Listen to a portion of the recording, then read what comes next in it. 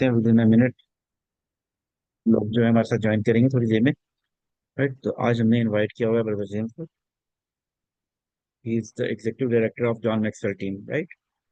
और आज leadership development के ऊपर वो डिस्कशन करेंगे, बात करेंगे और सेशन को फैसिलिटेट करेंगे, right. Now I am requesting brother Jem to please take the charge of the session and to facilitate our participant. Meanwhile, other participants are going to join within a few minutes. I think we need to start so we can finish the session well in time. Yes, please, brother. Okay. Thank you, Mansur Sab. Thank you, others, for joining the CHRP session. It is our privilege to have you with us at TILTI, the International Leadership Training Institute, and we are really grateful that you are participating at our program. I heard a lot of good things that are going on. Some of you are expert in many different ways, so it is really very helpful for our organization as well that qualified people like you are joining.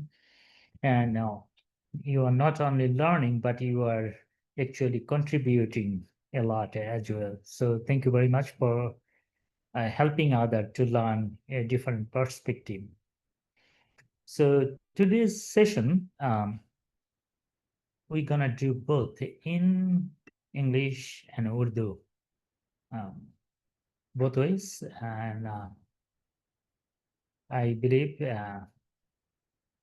that we all are comfortable with English, but if anyone have any kind of question or any kind of understanding that is not very clear, and please raise your hand or just speak up. You can stop me anytime you want. So there is no need, that you cannot do. So you are open to stop me anytime if you have any kind of question, or you can give your opinion at the same time. So I believe that you are able to see the presentation, right? Is it visible to everyone? Yes, it is visible. Okay, thank you. So today we're gonna talk about the leadership development in human resource. But at the same time, we're gonna talk a little bit about a different kind of leadership as well. So I really like to see that you are talking or participating so that we can make it more interesting, more meaningful, and we can learn from each other as well. So when it comes to the leadership development, what is come in your mind when you see the word leadership development? What is the things, first things is coming in your mind?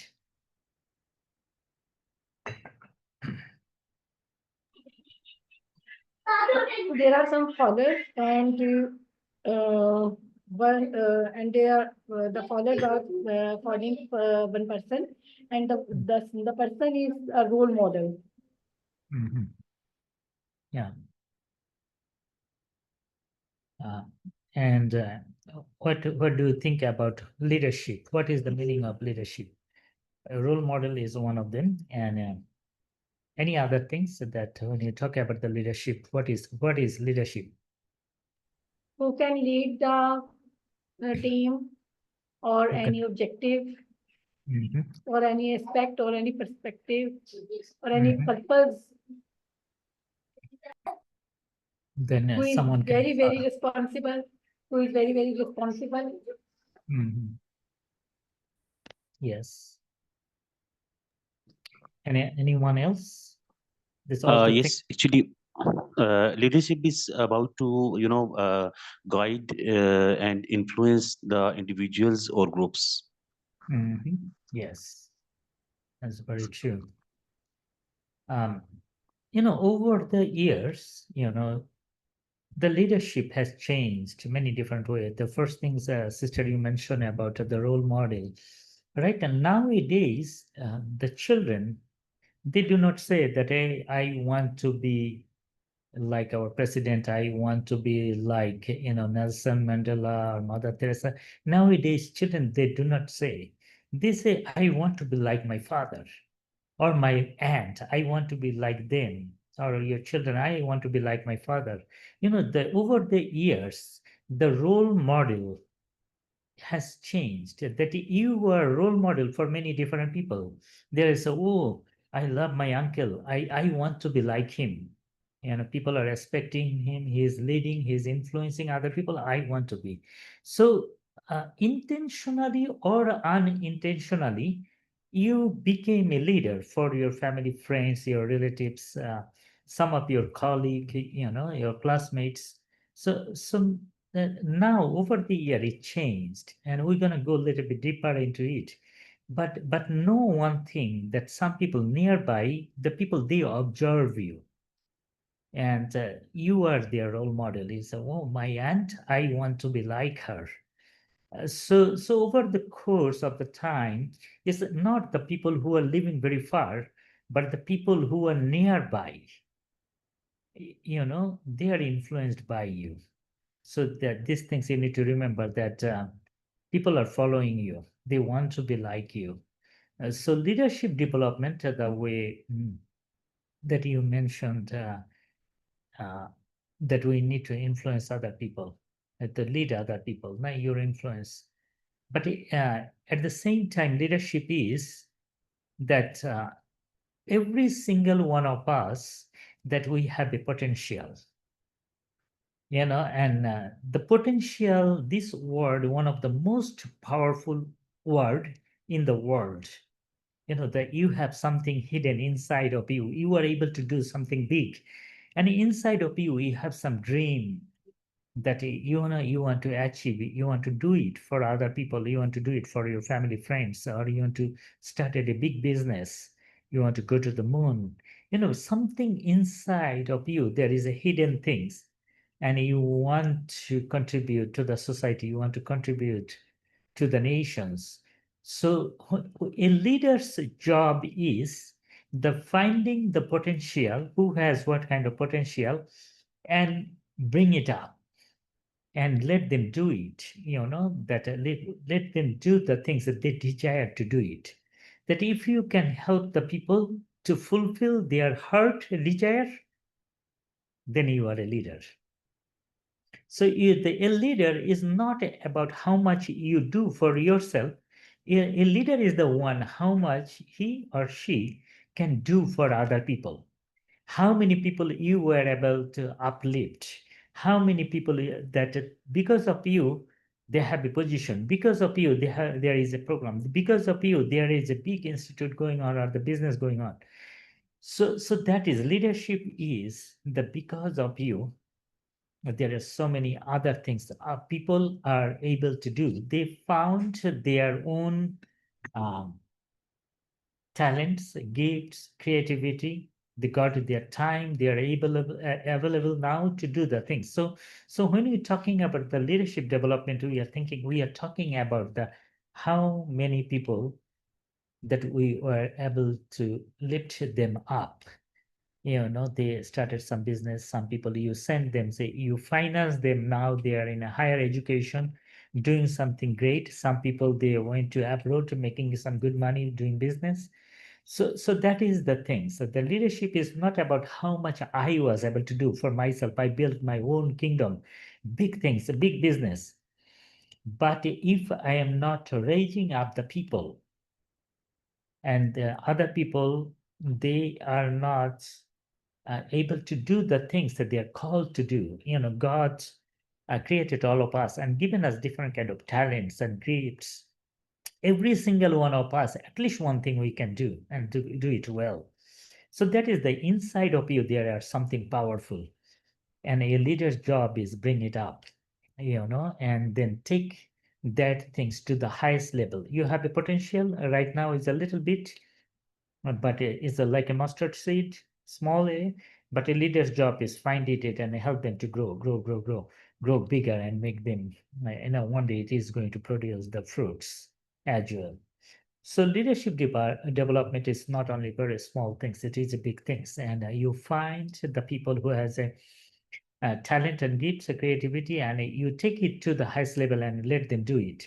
Raise them other people, raise the other people, raise some other project, raise them, help someone to go to the moon, go to the Mars. That is the things we are talking about, that leadership is not only that I am raising my bar, but I am helping other people to go with me, or maybe I'm in the same place, but I'm lifting up other people. Is it clear now? Or you want to add anything with this, anyone?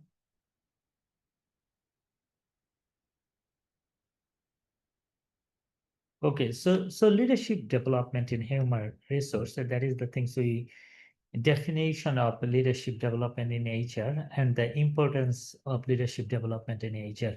Anyone can say a little bit about the definition of leadership development in HR, or the importance of leadership development in HR? What things is coming in your mind? Why it is important and why we are discussing about it?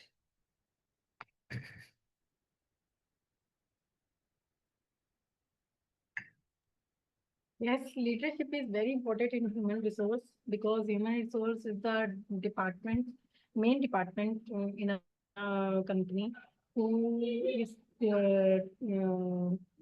taking up the matters of all humans who are working in all departments in the company. And the human being is very important source for progressing, for growing the company. And if a person if a good person or right person is not chosen, or her development is not his or her development is not done in the company, then the company or the relevant department cannot grow, cannot fulfill the objectives which are aligned with the company objectives. Very true. And and both the personal grooming of the human or staff and the company grooming, both are important. Yes. If we neglect one, if we neglect one, then the other cannot grow, or that Yes. cannot develop. Very true. Very true. Thank you so much for sharing. Anyone else? Why you think leadership development is very important in HR?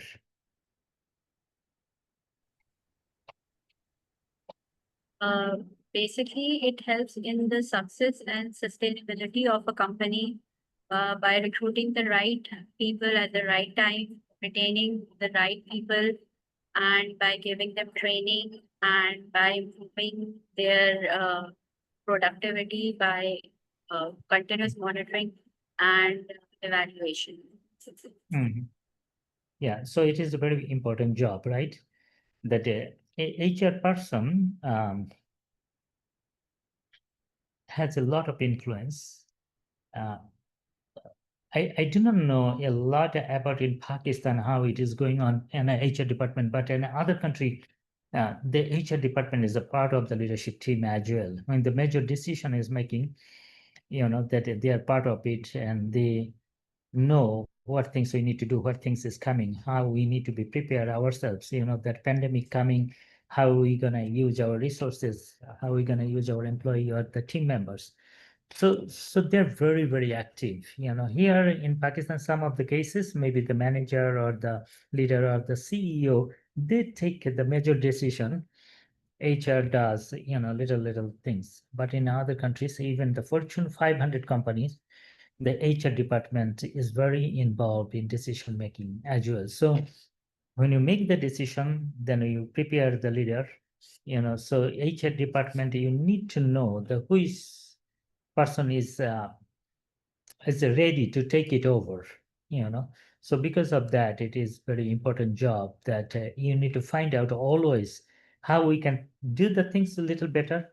The way you mentioned, also that we need to develop ourselves personally. At the same time, we need to develop the organization. So there is a personal development and professional development, both of the things. If we can do that, then company grows as well. So leadership development in HR refers to the process of identifying, nurturing, and enhancing the leadership skills and ability of individual within the organization HR department.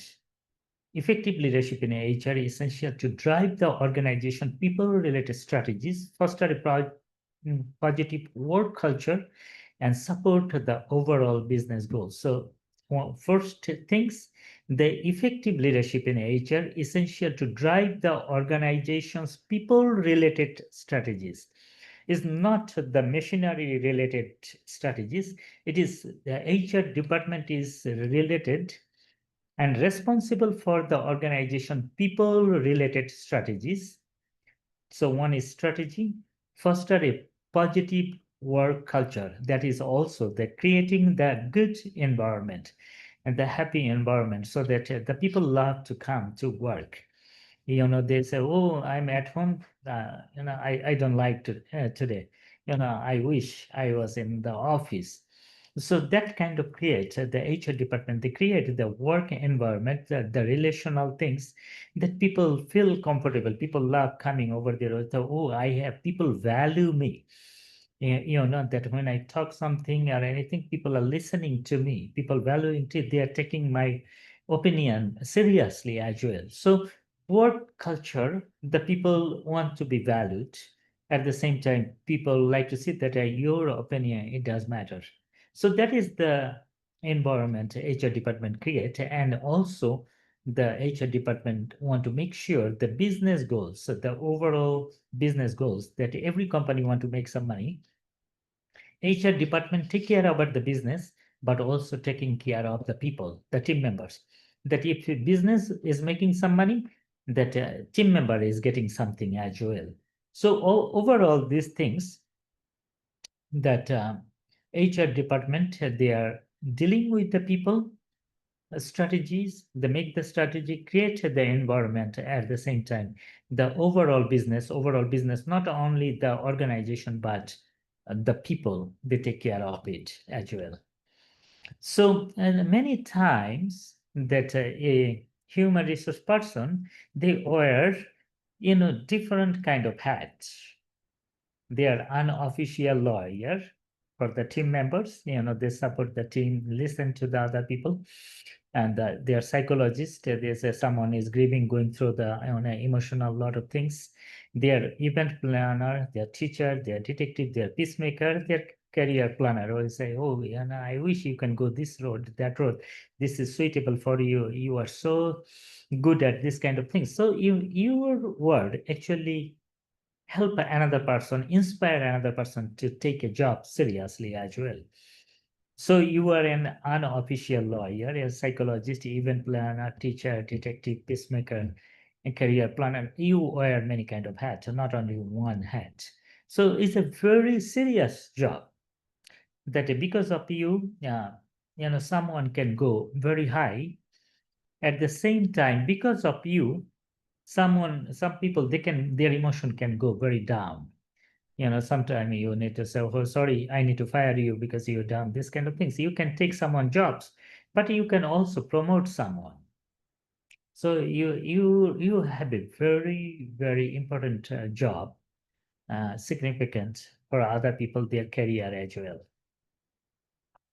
Okay. So how has leadership it evolved over the years? So we're gonna talk about the leadership over the years. It changed. In the way in the beginning it started, and nowadays that the leadership is very different. The leadership has undergone a significant evaluation over the years, shifting from the rigid hierarchical structures to more dynamic, flexible, inclusive approaches. Here is a broad overview of the leadership has transferred, so you can give your opinion also, and this kind of discussion time, so don't worry that oh, Brother James is going to talk. No, you can talk as well. You can give your opinion. So traditional leadership started in pre-20 20th century. Okay. So hierarchical and authoritarian. And the traditional leadership, that a leaders was largely authoritarian, often associated with the power and authority. Leaders dictated the policies and made the decision with a little no input from the employees or the followers or the team members. They made the decision, other people followed. So that is the way traditional leadership started pre-20th century. And the focus was the control, that I'm going to control it, I'm going to make it effective so that other people. So the leadership focused on the control, discipline, achieving efficiency. In military and business context, leaders exerted strict control over subordinates. That anyone work under them, they always was very strict to them. At the same time, they try to maintain some of the discipline as well. So that is the way in a top-down communication. The top person order, other person in a second, third, or fifth person, they always followed. So communication was one way, that it was not that leaders made the decision, I can give my opinion, I can change it in the way. It was not like that way. It was following strictly from the leaders to the follower, who you are expected to obey without any kind of question. So that is one of the things. It is when leadership started. And then 20th century, uh, if you can mute your microphone, please. Thank you. So early 20th century, as we can call it, scientific management and bureaucratic leadership. So scientific management, that Frederick Taylor principle emphasized that efficiency and productivity through standardized and specialization. The standardization and specialization. The leaders focused on the maximum output and minimum cost. They do not want to pay a lot of money that period of time. It's a very little money, minimum cost, but we want a good output about it. So that is one of the Taylor principle that we call it, the scientific management. They can come up with the things that the manager, they're going to manage, and but the make sure that you manage the way so that it is not going to cost a lot of money for the organization. And then we come to the bureaucratic leadership. Max Weber, that is a theory. It introduced the structure, the hierarchies, and clear roles. Then they come, before it was not a very lot of clear goals, the which person is going to do what things, but that the bureaucracy came, and then that is formalized authority and outlined the rational system for the managing the large organization.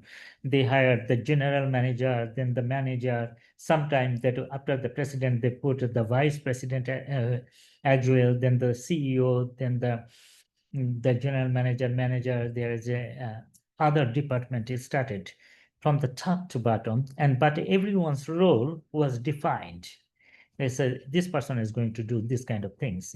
First person, you go to this level, from the bottom you do this, and then the job will taken to the second.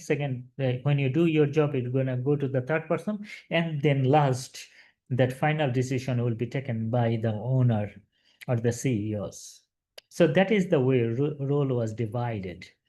And then mid-century human relation movement, it started.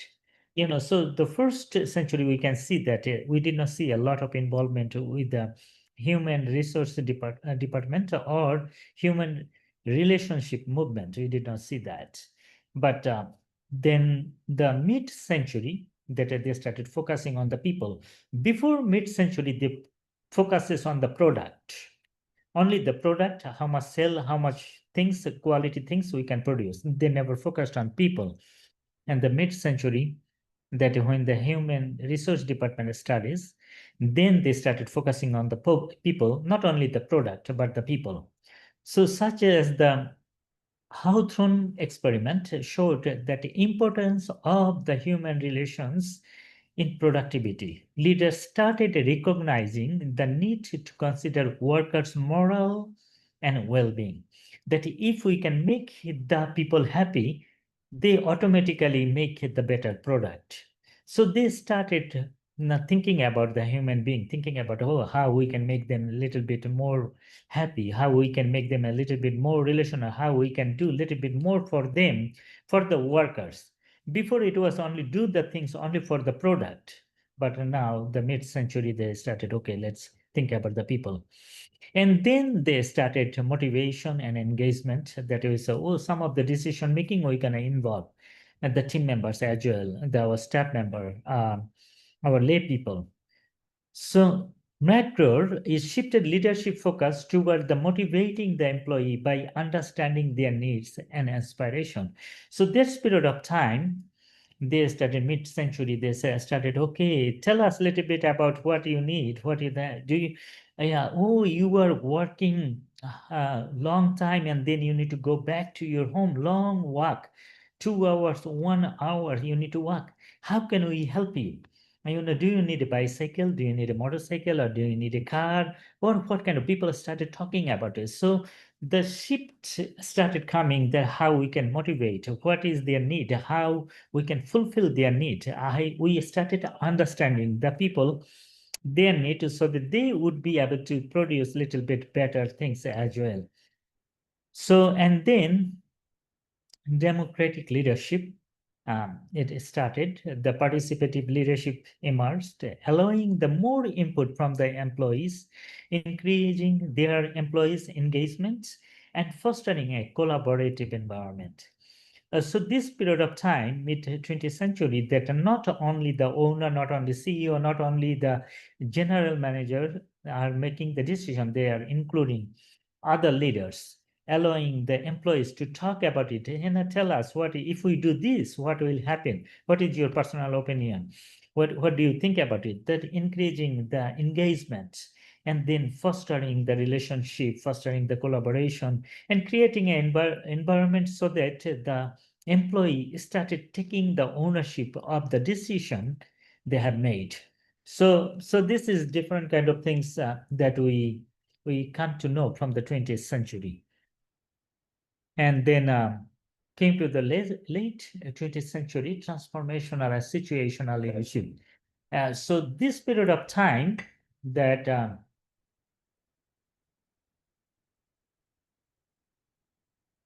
that the leaders are seen as an agent of change, inspiring followers to go beyond their self-interest for the good of the organization. Transformational leaders motivated through the vision, charisma, and empowerment. What does that mean? That late 20th century, definitely the owner, the manager, the leadership team, they made the money, but at the same time, they thought, okay, we're gonna, we have enough, we learned enough, we have some training, but we want to give this training to our employee as well. We want to make sure that any kind of profit is coming, we're gonna share with other people. So it is not limited to only that one group of people, but it's started going to the bottom level people, bottom line people, they are receiving the benefit as well. And the leaders, they started thinking about not only the self-interest, but interest of the other people as well. And then situational leadership, that when the, that one of the flood came, they put a leader, you are in charge, so you're going to take care about this thing. So we can see that in the late 20th century, that situational leaders, when something happened, they actually brought one person, project-based, that leadership. The project is finished, leadership is finished too. So that was a situational leadership. But transformational leadership, it was continuously that, that person stayed, but helped generation to generation, or this person was able to raise other leaders as well. transformed the situation, transformed the project, transformed the organization. And then we can see the situation and the contingency theory, the recognizing that there is no one size fits all. That all the shoes like shoes, everyone's size is different. So different size for different people, different need. People are different, personality is different. Some are introvert, some are extrovert. Some people like to talk, some people do not like to talk about their problem. But they also are in need. Like in Pakistan, right now, middle class people, they are in very big trouble. Because they cannot beg, they cannot share their own burden with other people. They have a need, a lot of need.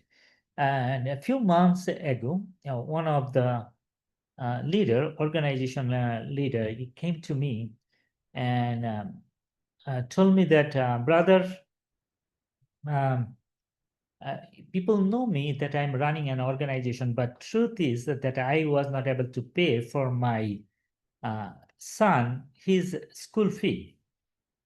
And I was really surprised that people know him very well. He has a big reputation in the market, and he said that a lot of time I cannot share my problem. I am solving other people's problem, but I was not able to solve my problem. I cannot just go someone and ask for money or anything.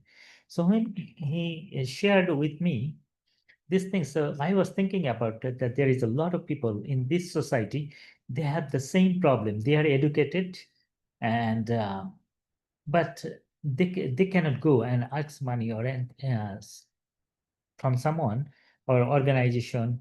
People know that, oh, you are educated, you are looking good, you are wearing very good clothes, but why you say you do not have the things? But it is very good. It is true that some people are struggling. Maybe some of you here is joining in this course. Maybe some people that from the outside it seems like they're doing really, really very well, but when you go inside, you know that they are also suffering a lot. Is there anyone want to share anything? You have this kind of situation you have observed, or you helped, or you came to know this situation? Anyone?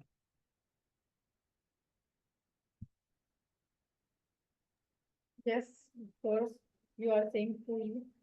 Mhm. There are a lot of persons here who can, who are suffering inside, and when they are actually they are paying more to the company. They are saving the cost of the company. They are managing the operations of the company. They are very keen in hard working and integrity. But inside, or due to their sincerity and their no greediness towards designations and the salaries, increments, and other things. No greediness. That's why they suffer a lot. And after Yeah. that, after some time, and after some interval, when the organization put them out their place, and then the person feel why the organization did not admire his working or his patient. And then and after and at that time the person feel that why he did not struggle for himself or herself for designation point of view, say, or for salary point of view, say, because the market cannot judge him or her, that it is because their standards are only the visible things, or designations, and the salaries and the benefits. They are the standards, on this basis they judge the person as a leadership role or not. Otherwise, a person in our organization who is working as a VP role, vice president, and overall group, but he has no leadership skills. He has Yeah. no positive leadership. He is he emphasizes totally on personal interest and personal ego and so on. And matlab, it is too too much reveal in our industry. That's very true, that many times we fail to recognize the other people, right? That when they are with us, many times we do not value them. We do not pay them much because they are not also asking for it. But when that person leave, then we started recognizing, wow, that we hired new person with a lot of money, lot of increment, but the company is not receiving a lot of benefit or not improving a lot.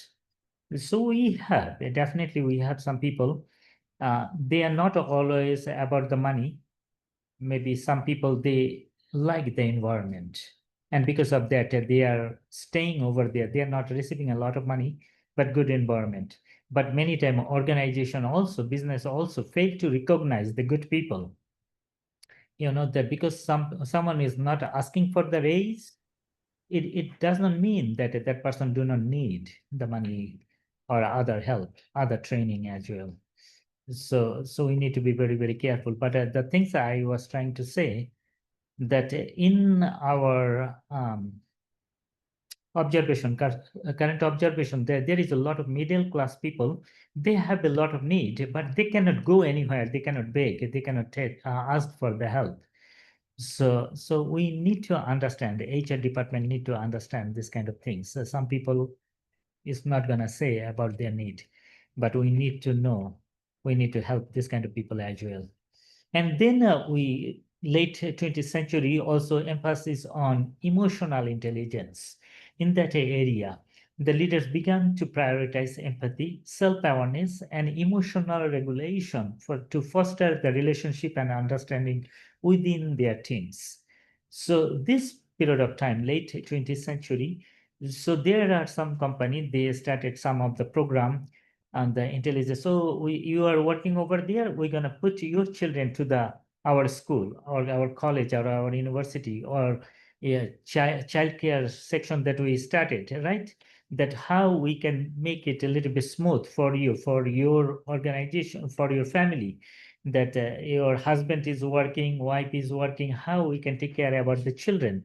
So different things that the program started, some of the company, and because of that, they're dealing with learning with the employee, that how we can make their life a little smooth so that they can give a little bit more priority to the organization or the business. So that is the things that started late 20th century. And the 21st century, that we can see that the people started adapting the servants leadership, adapting the new things, and agile leadership is like flexible. When something is coming to the market, you are flexible, you are adapting this kind of things. So servant leadership, emphasizing the serving other first, this model focusing on the growth and well-being of the employee. Leaders empower other people and they support them and they prioritize the need of their team. So this is the time servant leader, that the first things that they are serving others first. And this model focusing on the growth, well-being of the employees, empower other people, support other people, and prioritize the need of the team members. That if we can take care of our team member, the team member is going to take care of the business. So that is the servant leadership started in the 21st century. And then we can see the adaptive leadership. Leaders now expected to adapt quickly to change, especially in a rapidly evolved global economy. Adapting the leadership calls to flexibility, resilience, and innovation. What does that mean? That in the 21st century, there is every 5 years or 2, 3 years, there is something new is coming to the market. So maybe you started something and that within 5 years I'm going to finish this project, but after 2 years it's something new already in the market and it is better than the things we started doing. So then you change your course, so you change your some of the things, and then you want to offer to the improved version to the other people as well. You improved yourself, you bring the new things to the market. So that is the things that started adaptive leadership. And then agile leadership within the rise of the digital transformation. Agile leadership support the um, iterative process, collaboration, and rapid decision making. You know that some of the things you need to make sometime very quick decision. If you make the decision very late, that other people is going to capture the market. Like when the chat GPT came, AI came, you know, the people introduced the software, the beginning, the first people started buying from them. But if you are late, some of the people is coming, they are thinking about coming, and they are not getting into the market, you know, quickly. People are not buying their product as well. So the first person is making the decision, bringing the product, you know, people always trust them a little bit more. So agile leadership, this is the things okay, I cannot do every single things right now, but I can do collaborate with other people, and we can make some rapid decision, quick decision, so that our product can come to the market a little quicker as well. Yeah. Okay, can we go to the break now? Yes, brother, we can have a 10 minutes break Okay, now. let's take 10-minute break. Okay, thank you for the Okay. remind. So we Thank will, you. okay, thank you. 10 minute.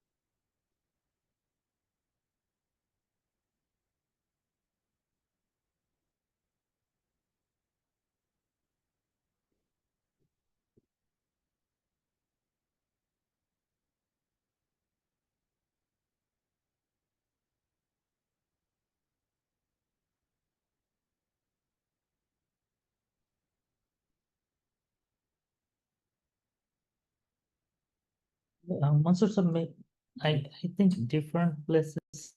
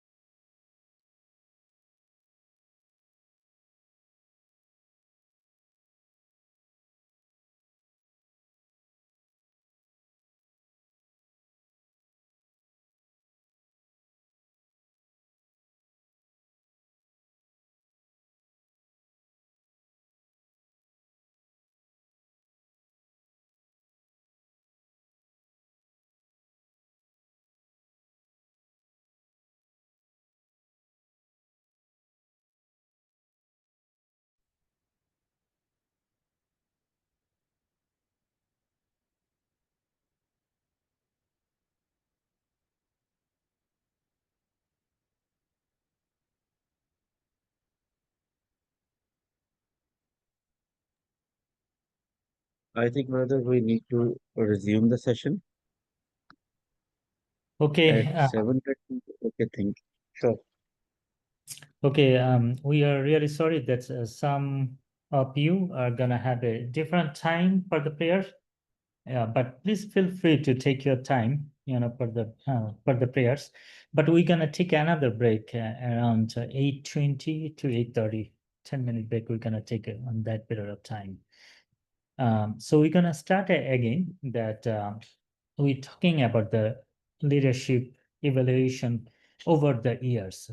So we started talking about the 21st century when the servant leadership came, adaptive leadership, and the agile leadership. And agile leadership, they're more about the open adaptation process, collaboration process, at the rapid decision-making process, so that they can enter into the market, quickly as well. At the same time, they're fostering the communication, effective communication. So both sides, communication was not from one-sided, but it's from the both sided. The leaders and the employees both started communicating. They started decentralizing, and that some of the decision, not every decision need to come from the central. We have the Lahore office, all the decision no need to come from the Lahore office. Islamabad office, you can make your own decision. Karachi, Faisalabad, you can make your own decision as well. So decentralizing, they started doing this kind of things in 21st century. And they are also definitely uh, inviting the innovation, that if someone have something new, that even the employee, not from outside only, but from the inside, even the employee have something new, ideas, a new innovation or something, that we can do something together. Let's integrate into the servant leadership in that part as well. So agile leadership or adaptive leadership, they started uh, adapted this leadership process as well. And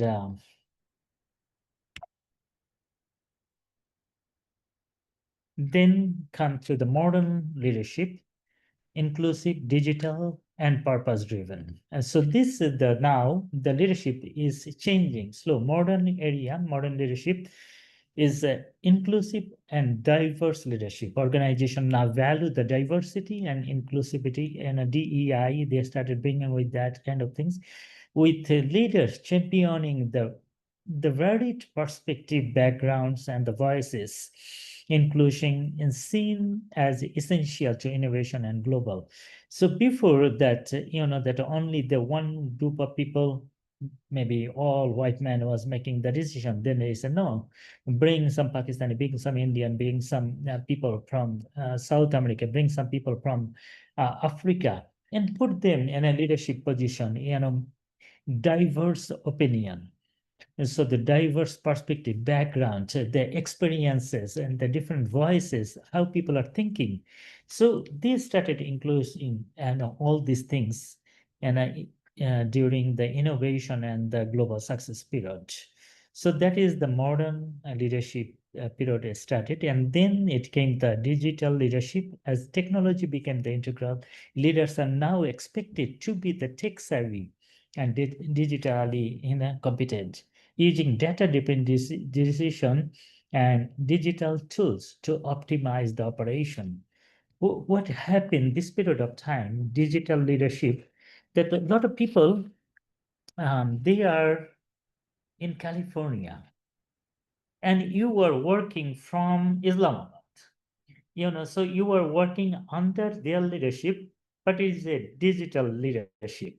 So but you are also part of the team. Now here there is some of your team member here in Islamabad, some Karachi, some Lahore, some in Dubai, some in London, some Washington DC, some is in Europe, other countries as well. But you are part of a team. You working from home or from your local office, and you are making the decision together. You are having your coffee here in Islamabad, another person having their coffee in London, You're having coffee together and you are making the decision, you're talking about it, different things.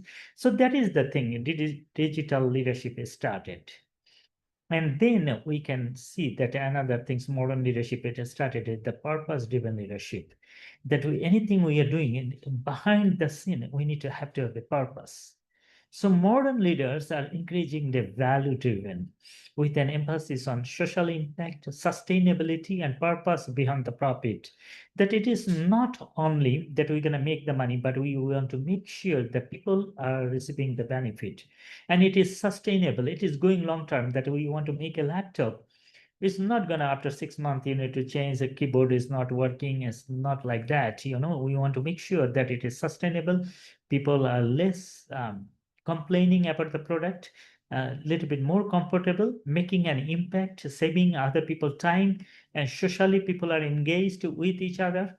So purpose is quality, that we give something quality is not only about the money, but we're going to put something in a people's hand, and that will be very effective. Like someone invented the phone, you have digital phone in your hand, and now other people make you busy, but at the same time you are effective. Right now, I think I'm doing many things, with my cell phone. I'm running business in the different countries, and I just text or type or make some calls, and I can do many, many, many things, with my cell phone. So day by day, that it is changing the purpose of my the things, the product, my phone, that I can see them. Before I used to only talk or text, and now I can see them, talk, live communication I am able to do. So that is the purpose-driven leadership. It brought a lot of uniqueness to our communication. So they align with the organizational goals, with society's needs, and building trust and loyalty. That if you trust a product that, hey, I love iPhone, you always gonna buy the iPhone, and you're gonna recommend, you're gonna buy it for your family. I do it for my family. The things I like it, then I buy it for my children as well. So that is the things that we are talking about. The organization want to make sure that is a value based. We are not only making the money, but we are providing the quality product, quality life, quality saving other people time as well, building the trust and loyalty. So modern era, modern leadership has started like that. And today's world, effective leaders are those who inspire, adapt, and empower, and demonstrating the both empathy and resilience while embracing the diversity and innovation. The future of leadership will likely continue evolving in alignment with the technological advancement, changing workforce expectations, and global social challenges. That we're gonna have some challenges in future, but at the same time, the leadership is going to change over the years. Like we can see from the how and the beginning of the 20th century, how leadership started autocratic, and now it is the leadership. We can see that it is evolving, aligning with the technological advancement, data driven, changing workforce expectation, changing people their expectation as well. At the same time, we're going to face new challenges. So when you have the challenges, you have the new leadership, because in the beginning we learn about it, the leadership also meaning also that problem solving. And yesterday I was taking a session on servant leadership. One of the organization, all the national leaders, they were over there. We started talking about it, and then we came to the place that we started understanding that leadership, it is not about that having the big position, having the chair, right chair. A lot of leaders, they do not have any chair nowadays. They are not uh, in a big stage or anything. They are making a difference from their own garage. Like Steve Jobs. So many people, they started their office in the garage, and now they are leading the world. So some of you, gonna make a difference. Some of you working in your home, but you are helping a lot of people in the remote area, village area as well. So leadership is changing. Your leadership is going to change as well. The way you have seen the leadership uh, from your grandpa, grandma, or maybe from your father, your uncles. But nowadays it's different. It's very different. When you are leading, you are not maybe doing something, same thing the way your grandfather or other people have done. You are doing the things differently. Is there anyone want to share something about your own experience that you have seen some of the changes at your organization or uh, in your family even? Some of the things changed. Anyone? Anything you want to share about the leadership?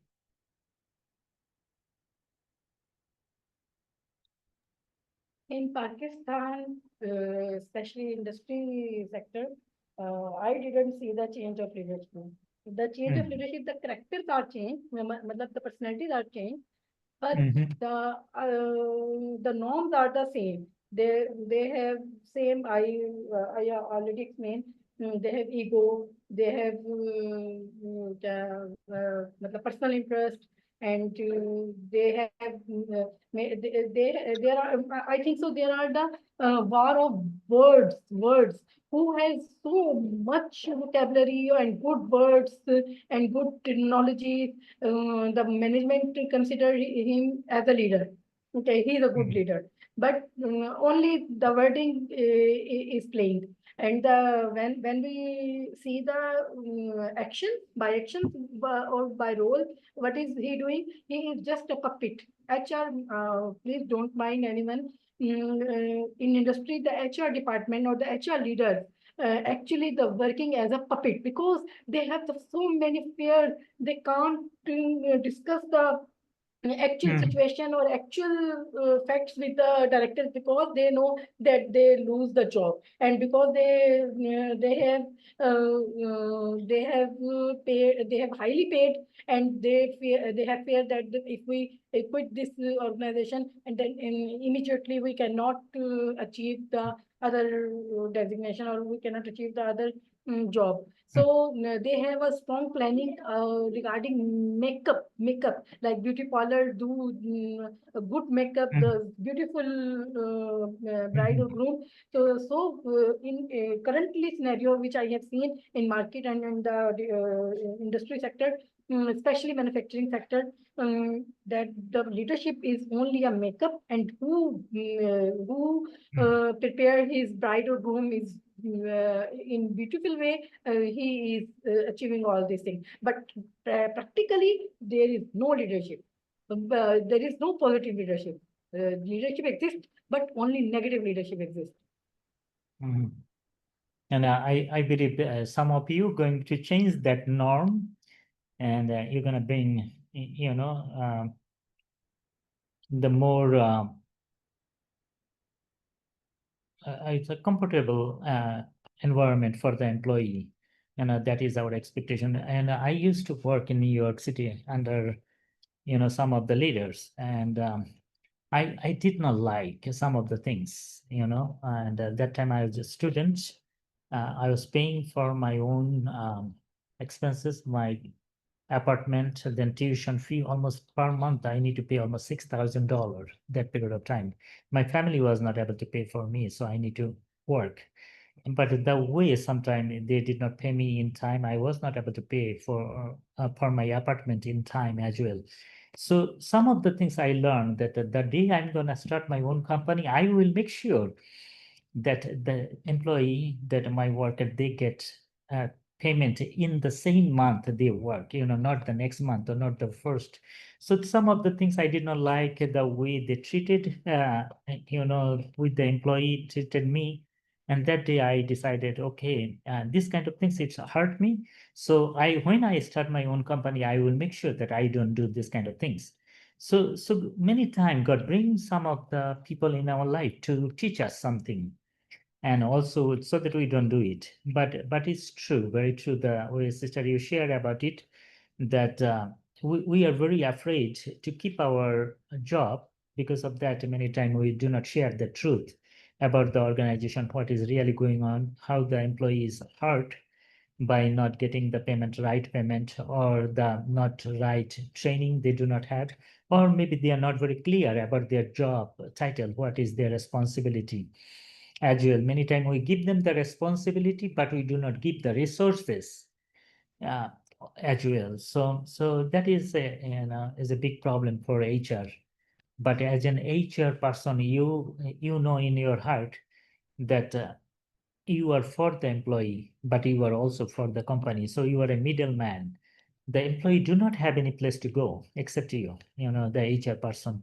So it will be difficult for you to digest everything, the listening, lot of complaining, but at the same time, how you can make a other employee that that they are heard. You heard them, you listen to them. Maybe you are not able to do many things, but you listen to them many times. This is the way you can bring the comfort or the satisfaction to the employee in their life as well. Thank you so much for sharing, and I believe that some of us, that when we do start our own company, that we will be not very harsh to the other people as well. Anyone want to share anything about your experience?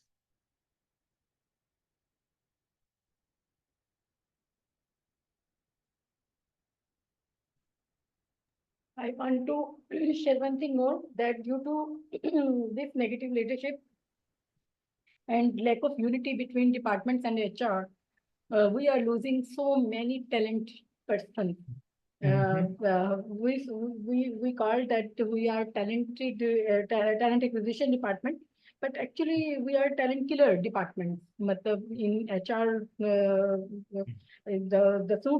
word which is very suited, it is a talent killer, because due to wrong decision making, due to not presenting the actual or facts to the directors or the management, and on the basis of personal grudges, a lot of trained, highly integrated and hardworking staff is losing by the organization. And Yes. organization understand that we can hire easily, but they don't think or detailed thinking that when we hire new persons, we have to spend more time and money on the new candidates to align with the company goals and their strategies and if the technical worker, the technical things.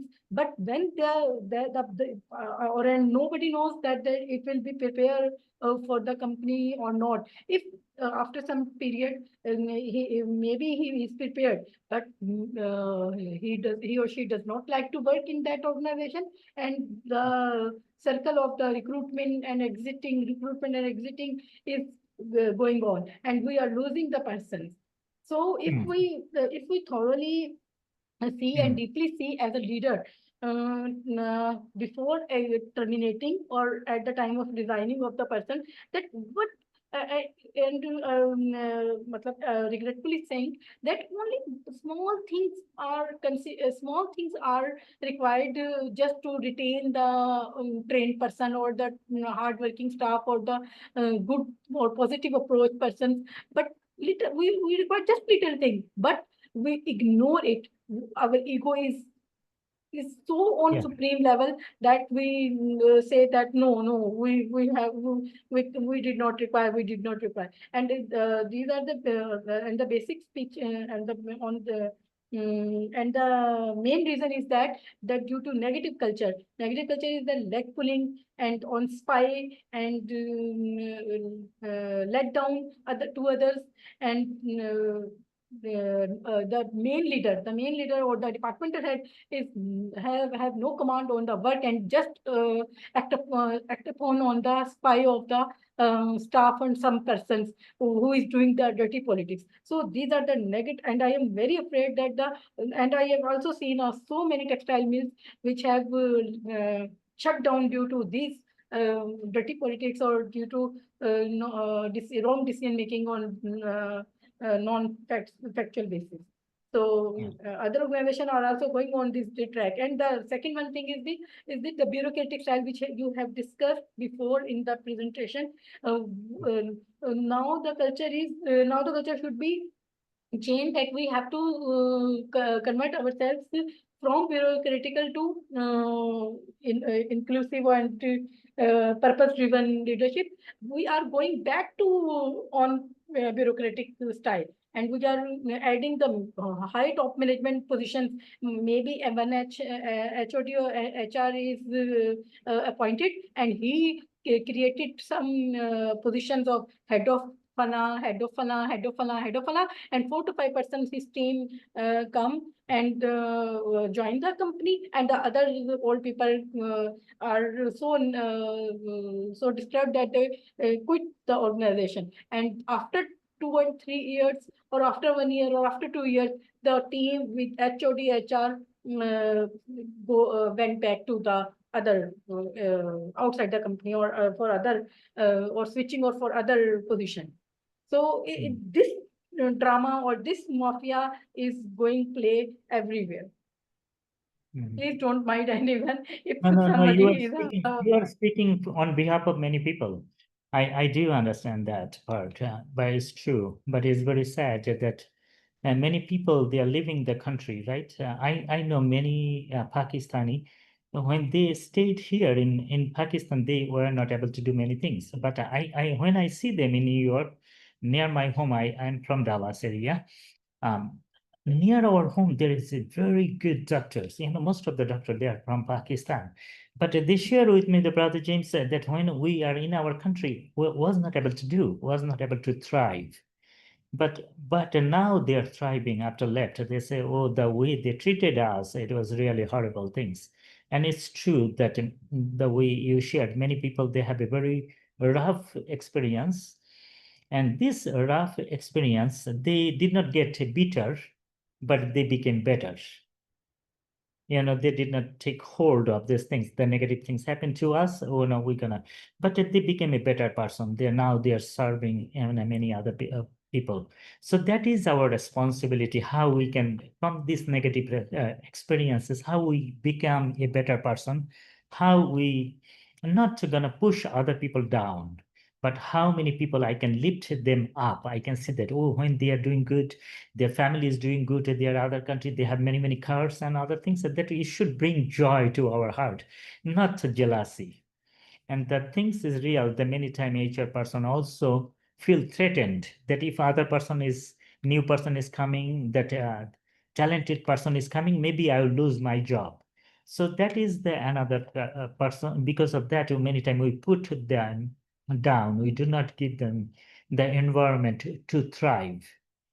We give them the environment to survive, but not to thrive. So, but our responsibility as an HR leader, that we not, people are surviving somehow daily bread. They have it, they're making, but now how they can survive, not only survive, but they can thrive, and they have a little bit more on their table. They have a little bit better education, they have a little bit better food, they have a little bit better house, they have a little bit better transportation, they have a little bit more money than before in their bank account.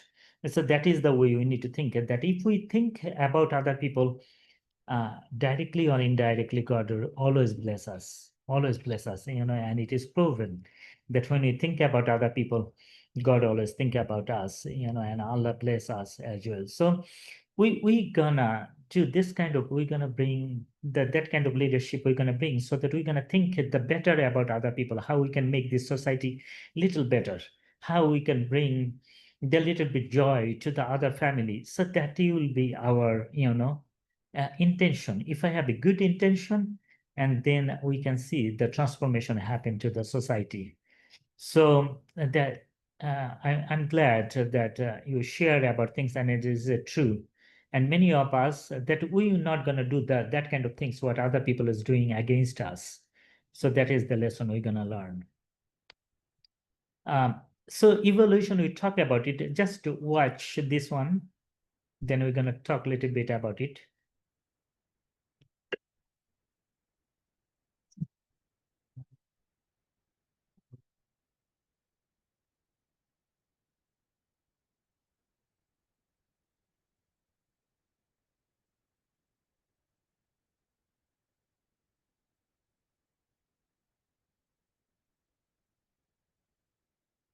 Yeah. So I'm sure some of you already have seen it before, but when you see this video, what is coming in your mind?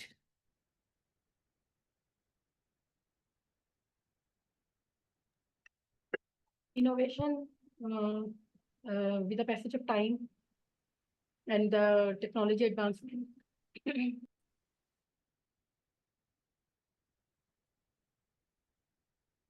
And as compared to fast-paced environment, due to technology advancement, the speed is more, the performance is very high, and the other additive features, value addition,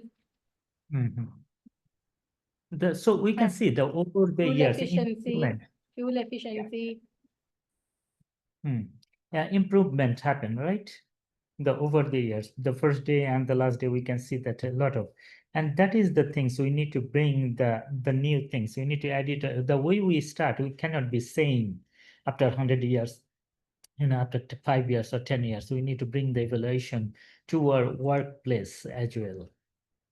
So there is a lot of leadership style that we talk, few of them: autocratic, democratic, delegated, visionary, and then affirmative, and then peace settings, and then transactional leadership, transformational leadership, coaching leadership, and then bureaucratic leadership. So all this, and here is the 10 type, but it can be more different kind of leadership style. We can see that every single one of us, we lead in a different way. And you know that you have a lot of influence. How you know that you have influence? That when you invite someone, I say, hey, let's go to the restaurant today. Some people say, yeah, let's go. So you were able to encourage some people to go with you. But you say, hey, let's go watch a movie, or let's go watch the game, or let's go have a party, or let's go on a trip. Some people join you, and that is the way you know that some people are joining you. That means you have some influence. One of the things is difference between the leadership and the business. The business leadership, you have the visibility, you have the credibility, and you have the influence. You have the visibility. People can see you all the time on your Instagram, your Facebook, your LinkedIn, all other. You have the visibility, very good present. And then you have the credibility that people think, no, oh, he's a credible person. Anything he says, he does. Or he is always, without any kind of personal profit, he is helping other people. So you have a credibility. And you have, if you have the visibility, credibility, then you have the influence at any time. And you tell someone that, would you please help me to do this kind of things? I really wish that in your area, we want to start a school. And people will come and give you a property. Some people will come, oh, I will give you 20 bag of cement. Some people will say, I will give you the bricks, 1,000 bricks. So you have some influence over other people, and if other people are coming and helping you to pursue the dream you have. So visibility, credibility, influence is very good. It is essential for the leadership. But if you have the visibility, credibility, influence, and if you are making the money, then you are a business person. If you have the profitability, then it's a business. But you need to have the visibility, credibility, influence, and profitability. So think about your job that you have a lot of influence, but if you can put your influence and you started making some money, then you became not only a leader, but a business leader as well. And so just think about it. So today, let's talk a little bit about the 5 levels of leadership, and that we know that different way people lead. But one of the things is that leadership start with the number 1 position level, that when you be manager, you join a company or something, it's a position level, organizational leader. And then second level is a permission level, third level is a production level, fourth level is a people development, and fifth is a pinnacle, the highest level. We're gonna go through all the levels, but we are just saying that that your leadership start with the position. And then when you do, the position is for the poor substitute for the influence, And the second level is that you can like people without leading them. but you cannot lead people well without liking them. So that permission level, the people actually giving you the permission, hey, I like you the way that in the weekend, Saturday, Sunday, I'm off, but you can call me anytime you want, I will come and help you. People started giving you the permission to call them, and you have seen that. And the production level, that when the leaders get the result, they can become change agents, taking people to another level of the effectiveness. So that way, our organization will really produce a very nice product, and it is going to the market, and people love it. It's the production level, the influence, and the leadership. But in a fourth level, is not only you doing the production, but you are developing the people in that period. When the leaders develop other leaders, overall performance and the teamwork increase. That first you have say, oh, we have our office in Islamabad. Now we trained another person, and then we sent this person to Karachi, another person to Lahore. You started the people development, you develop them, and you send them different, and they become the leader in a different branch as well. So, and the fifth level is like Nelson Mandela or Mother Teresa type people. They are above the position. So developing leaders to the point where they are able and willing to develop other leaders is the biggest, most difficult challenge there all the time. But this kind of people, Mother Teresa and the Nelson Mandela type people, and we can say that in our country, Muhammad Ali Jinnah, this kind of people, that they are in a stage where they do not need a position, but they can influence the whole community without having any kind of position. Okay, Mr. Ali, I need to go. Okay. Okay. So this a little bit insight that we can see from the first level to second and then third and fourth and fifth. So position level, and that is the people follow you because they had to. At this stage, a leader holds a title or position, but their influence is minimal. Employees or the team member follow because of the hierarchy, not because of the personal influence. Oh, he's our manager, so his manager told us something, because of that we need to do. It's a position level. So a newly promoted supervisor in a company, we are just giving an example, who has the authority over employees but lack the trust and respect. The team follows the instruction because of the formal title, not because they are inspired or believe in the leader's vision. So that is, it can happen. And the sister, you are saying the same thing, that sometimes we have the position and we need to follow them, but we do not have the vision, or we do not have the moral, many kind of things, And that stage, there are some challenges. The leaders at this level must work on gaining the trust and building the relationship to move beyond the positional leadership. So that is the challenge for a manager or the positional person to become a good leader. And then let's go position.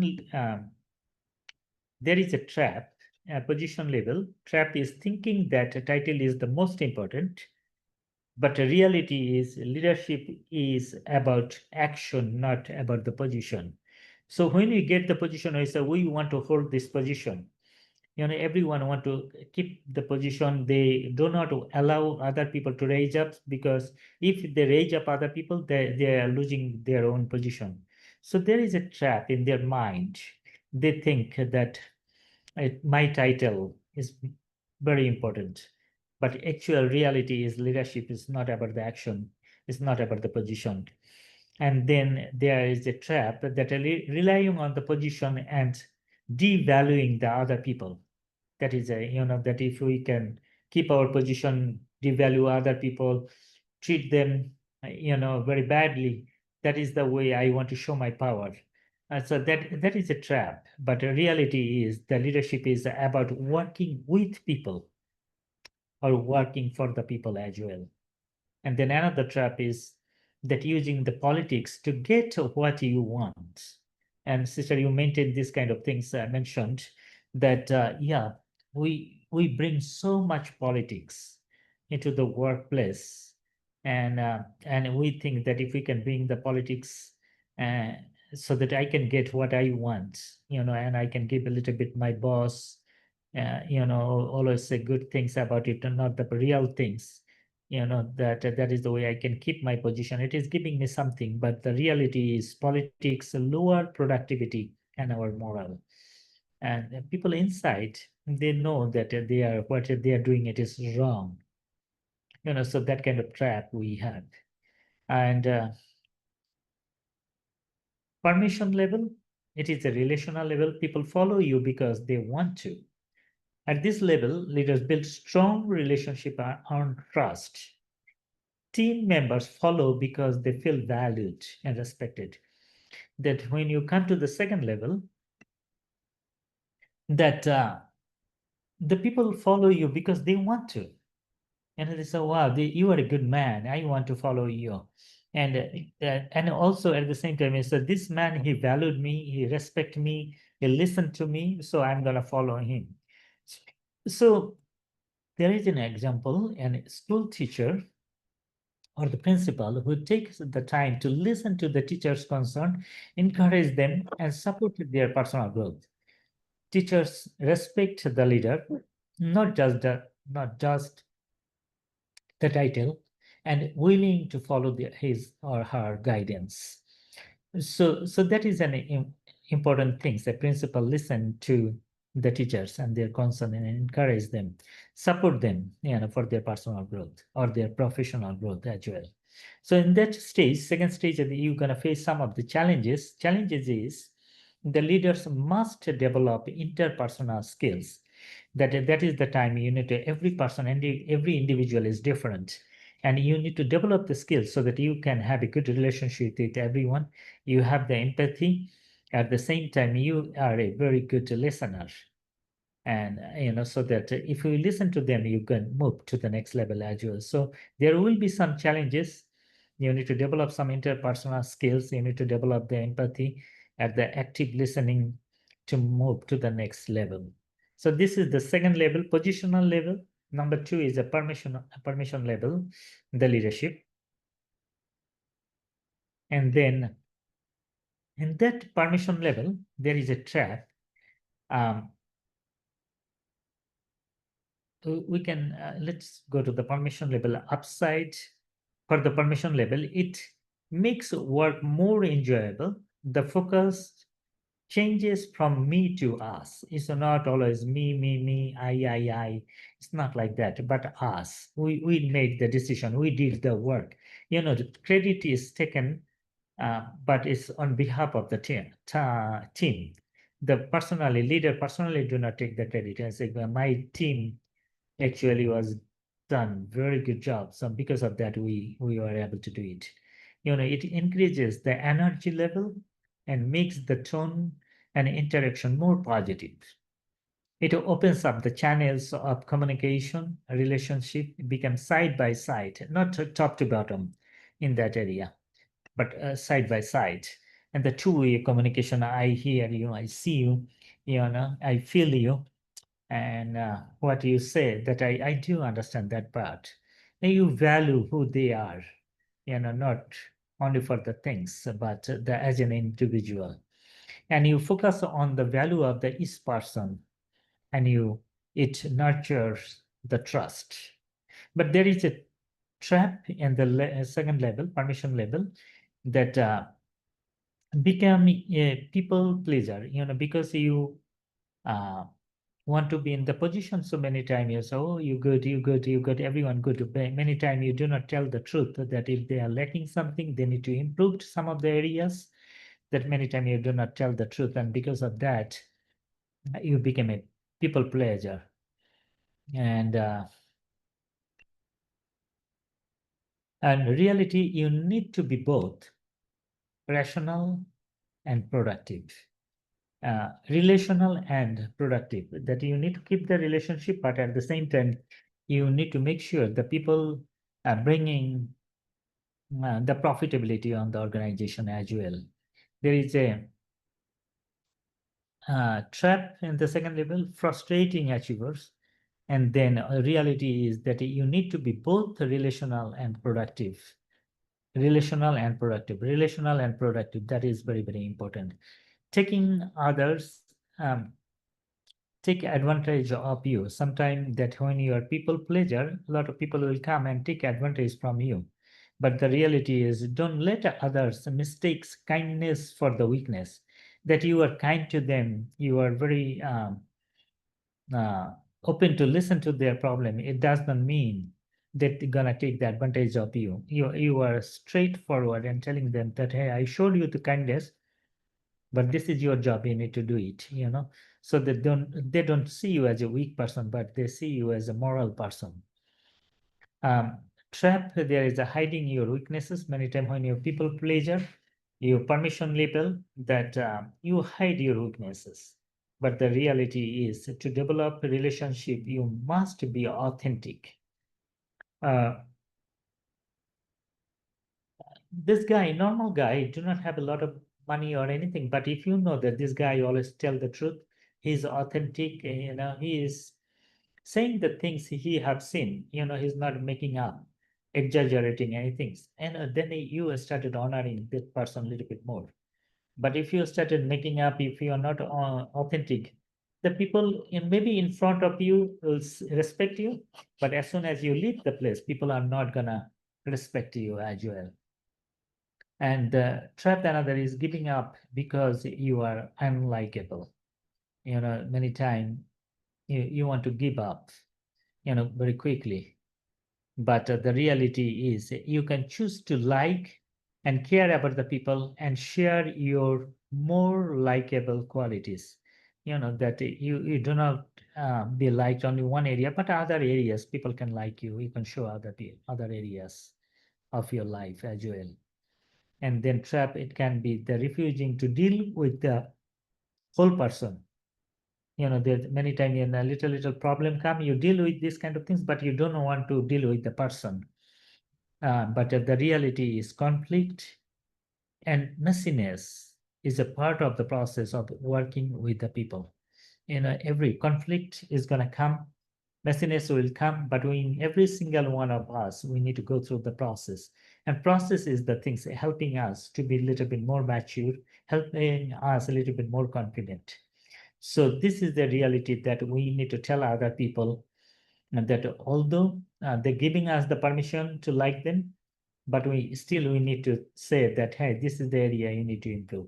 So permission level, you're going to face some challenges, and there are some downside that you can fall into some traps, but you need to be careful about it.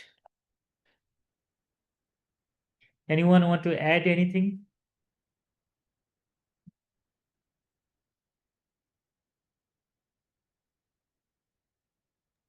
I think so. These two levels are working in our organization at very high level, permission and position, and mostly time position level. And let's go to from the position permission. Then we can go to the third level. Third level is production level. People follow you because of what you have done for the organization. They say, wow, this man, because of this man, organization is thriving. So this level is about delivering the tangible results. Leaders at this stage inspire confidence by achieving the success and setting an example that you have done something for the organization value you, and the employee value you as well. So example, an sales manager who consistently increase team performance by coaching employees, setting high standards, and demonstrating how to close a deal. Employees see the leader as someone who drives success. That this time the employee also learning how this person is closing the deal, making the money, and bringing the success for the organization. So many times they say, wow, I can learn something from this person. So production, he is bringing the result-oriented guy. But if this person can face some challenges, the leaders must balance achieving goal while developing their team members. Leaders must balance achieving goals while developing their team members. So many times we are focused on the product, and we lose the product focus about the people. But this can be a very a big challenge during the production level. So we need to be careful that leaders need to make the balance, that how we can achieve the goal, at the same time how we can develop our team members. There are some traps, there are some good things about it. Upside of the production, it gives the leaders credibility when they do good work. It models and set the standard for others. It communicates the vision through the action. Okay, I'm going to share this PowerPoint with you. So if you are not following right now or not able to write it down, don't worry about it. We're gonna, but because we have only 3 hours, we have limited time, I would not be able to go through everything. But I would request you, because you have something inside of you that you want to be a good leader. You want to do something better things for other people. So because of that, I really want you to go through this slide all totally, and if you have some question, and next time Mansoor Saab would be able to give the answer, or you can just text me directly as well. I would be able to work with you on this slide as well. So there are some traps when we are in a production level, because we are thinking that you are a leader when you are not. Thinking you are a leader because it's production, making the product. It's a manager can do it too.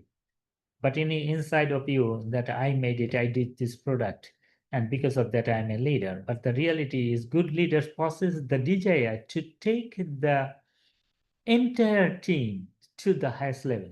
If you are just receiving the benefit for yourself, then it is not good moral, no good leadership quality.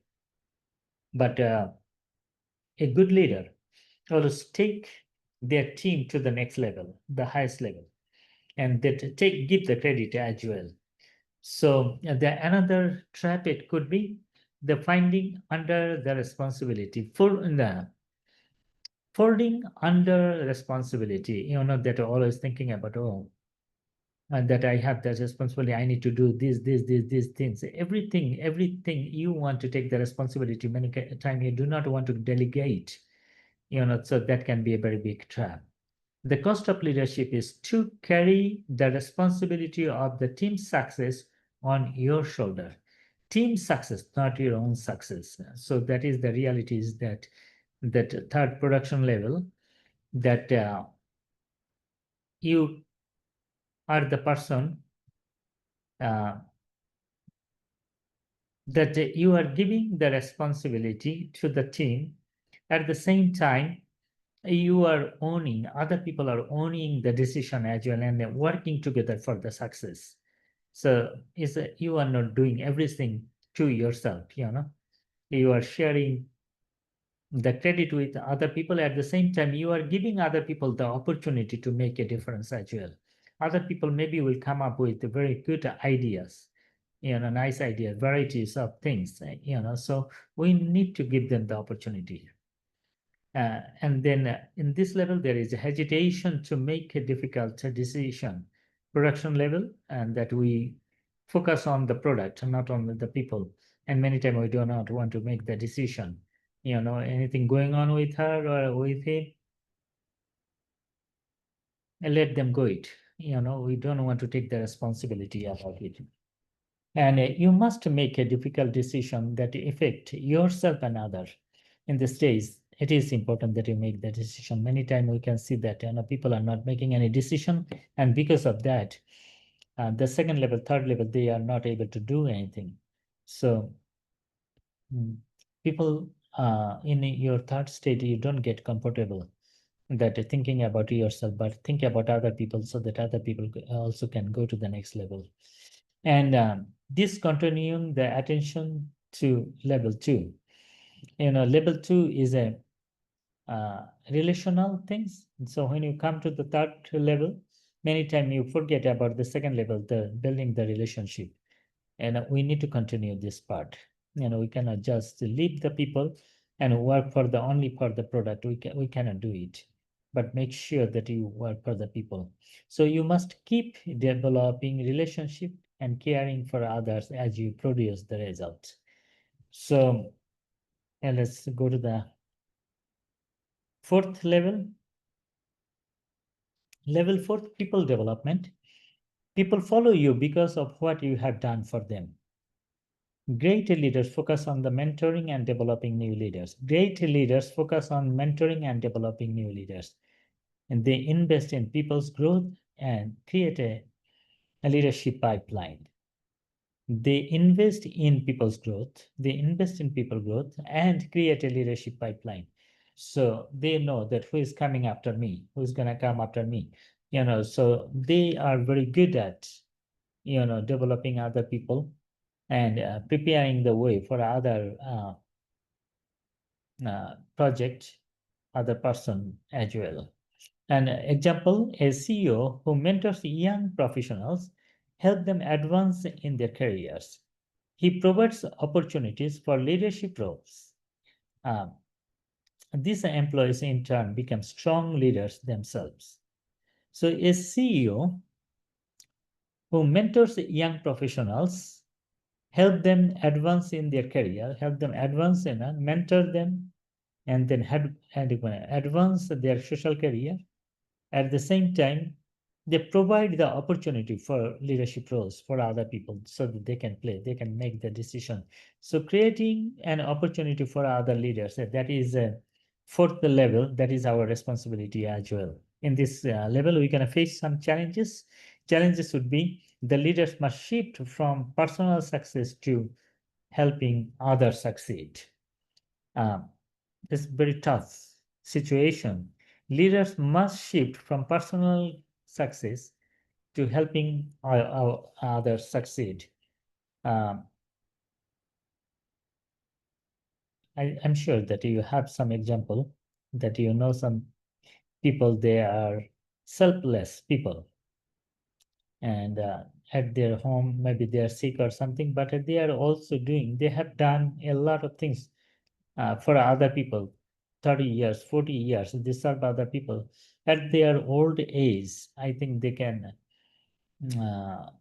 they have some options that they can take care of themselves, and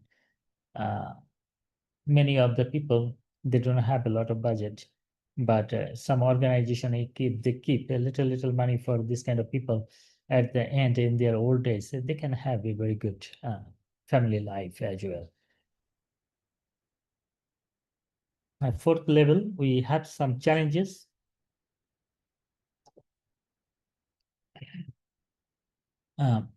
People development, that you become a little bit selfish. You need to focus 80% of your attention on helping others grow, learn, and achieve. 80% of your time, make sure you give to the other leaders, so that they are growing, they're learning, they're achieving some things. And this level 4 development process, we can see that it sets you apart from the most leaders. It assures that the organization can sustain the growth. It empowers others to fulfill their leadership. It empowers others to fulfill their leadership responsibilities.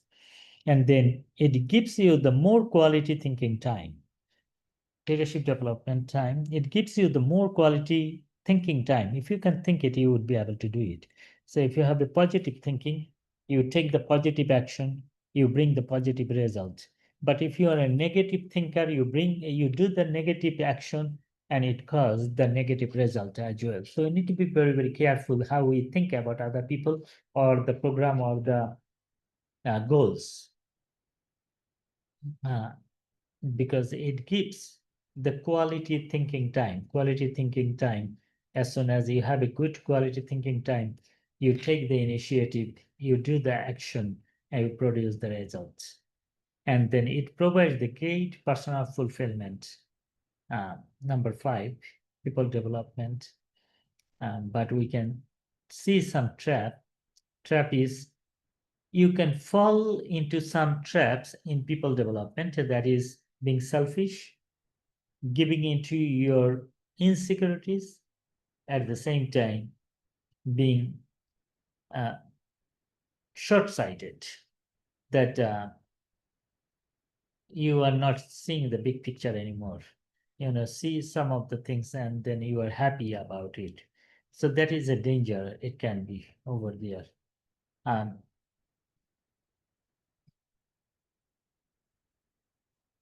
this fourth level, that we can see that you need to focus on 80% of your attention on helping others grow, learn, and achieve. 80% of your time is a lot of time, but we need to give. At the same time, the reality is you need to let go of ego and control and build the trust with other people. And in a short term, developing others take much time and energy. Long term, it pays a dividend. Short time, you cannot see a lot of fruits or anything, but after giving a lot of time, I heard about the stories like bamboo tree. The first year you fertilize them, you water them, the seed is not coming. Second year, third year, fourth year, fifth year, little bit seed came. And the sixth year, and it grown 1 year, 90 feet bamboo.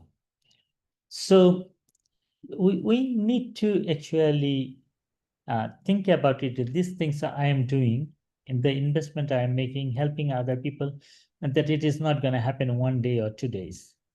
It's going to take little time, but when it is taking time, within very short period of time, that you can get the results. And this period of, there is a trap for the level 4, that lacking commitment. It takes a tremendous amount of effort and sacrifice, but can transform the organization. It takes a tremendous amount of effort and sacrifice. So just know that when you are called, you are able to do it. Okay, we're gonna go to the last level, at the level 5 pinnacle level. This is a respect level. The first one was position, then permission, then production, then people development. And this is the fifth one. The people follows you because of who you are and what you represent. Mother Teresa, a lot of people go and visit her grave and other thing. Oh, she was able to help many, many people. So this is the highest level of leadership, where a leader's influence extends beyond their organization. They leave a lasting legacy. Then, some of the people, they are not only for, like in Pakistan, ED, right? Everyone knows his name. ED actually helping. It does not matter you are Muslim, Hindu, Christian, Buddhist, or anything. This guy is, no, I'm going to make an impact to everyone. He is not only ED's ED, but he is for everyone. It's a pinnacle level. I believe he is a pinnacle level. So Nelson Mandela, Mother Teresa, Abdul Sattar Idi himself, these leaders who inspired people across the generation to generation and in the industries, and they are leaving a deep and lasting impact on the society. So we're going to face the challenge at this kind of level. We're going to face some challenge. Very few leaders reach this level. It requires the lifelong commitment, integrity, and leadership experience. Lifelong commitment. Why it is taking the lifelong?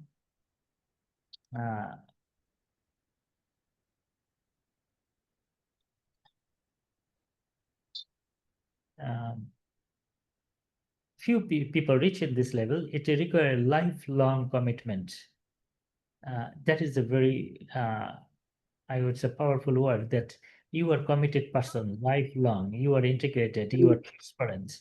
And then when you have this kind of things, so that you were never intended to take personal benefit, people learn the excellence things from you.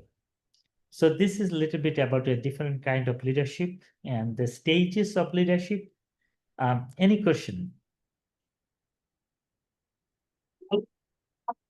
Anyone? Any question?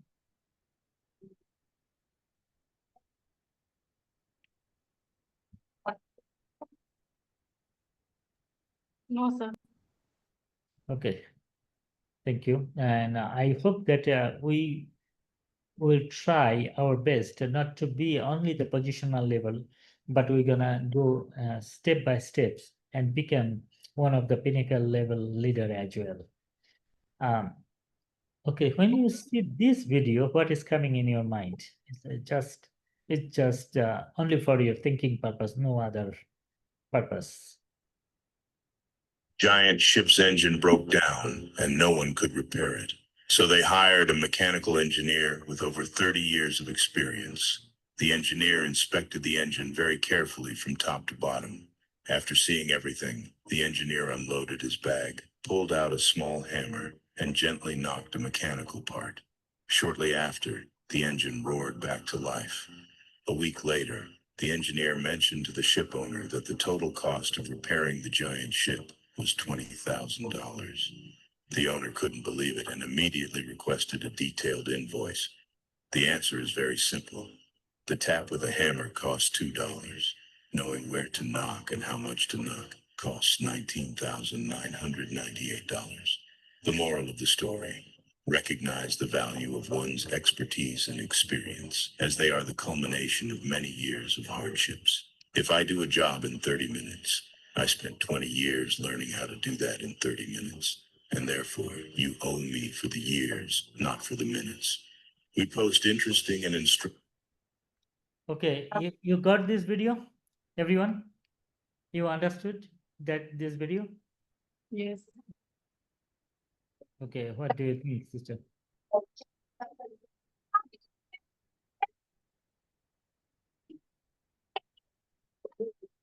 Everyone understood? Otherwise, I can play one more time. Should I play one more time or you good?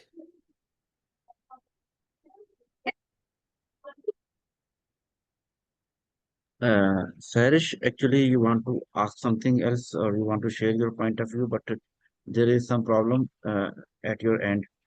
There is a distortion at your side. Please, you can write down in comment box. Mhm. Mhm. Okay, play one more time. Okay, let's play. Okay, listen. giant ship's engine broke down and no one could repair it. So they hired a mechanical engineer with over 30 years of experience. The engineer inspected the engine very carefully from top to bottom. After seeing everything, the engineer unloaded his bag, pulled out a small hammer, and gently knocked a mechanical part. Shortly after, the engine roared back to life. A week later, the engineer mentioned to the ship owner that the total cost of repairing the giant ship was $20,000. The owner couldn't believe it and immediately requested a detailed invoice. The answer is very simple. The tap with a hammer costs $2. Knowing where to knock and how much to knock costs $19,998. The moral of the story: recognize the value of one's expertise and experience, as they are the culmination of many years of hardships. If I do a job in 30 minutes, I spent 20 years learning how to do that in 30 minutes. And therefore, you owe me for the years, not for the minutes. We post interesting and instructive stories. Okay, I think you got it right. So we're gonna have some experienced people in our team. Maybe it seems like they are all going around doing nothing, this kind of things. But when the real time comes, these kind of people are very essential in our team. So although most of the time I say, oh, you don't have much things to do. But this guy hanging around to learn a lot of things for 2 years and giving their expertise. Anyone have any kind of story like this?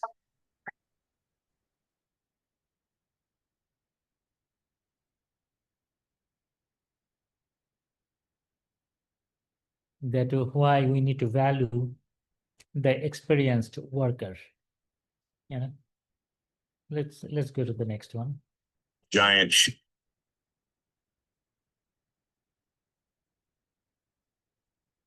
Okay, look at this video. The dog, his job is, you can see one of the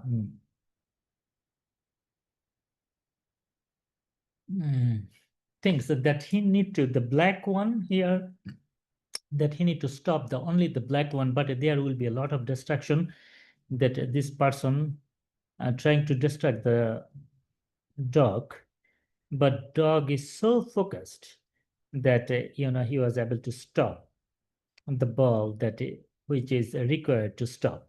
So the distraction will come in our life, but how we can keep the focus, that is very, very important. And as an HR person, that many distraction you're going to face, but how you can do your job, look at this video. It will give us a little bit insight.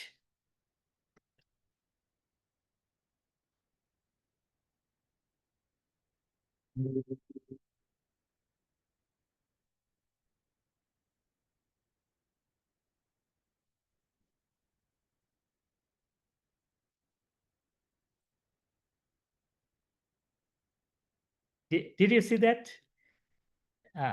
Dog was very focused when the black one is gonna come. My job is stop that one. So when you are an individual and you are responsible for the HR department, you're gonna face a lot of distraction in your workplace as well. But how you keep yourself focused and do the best and what you can do, and it is very, very important. Anyone want to add anything?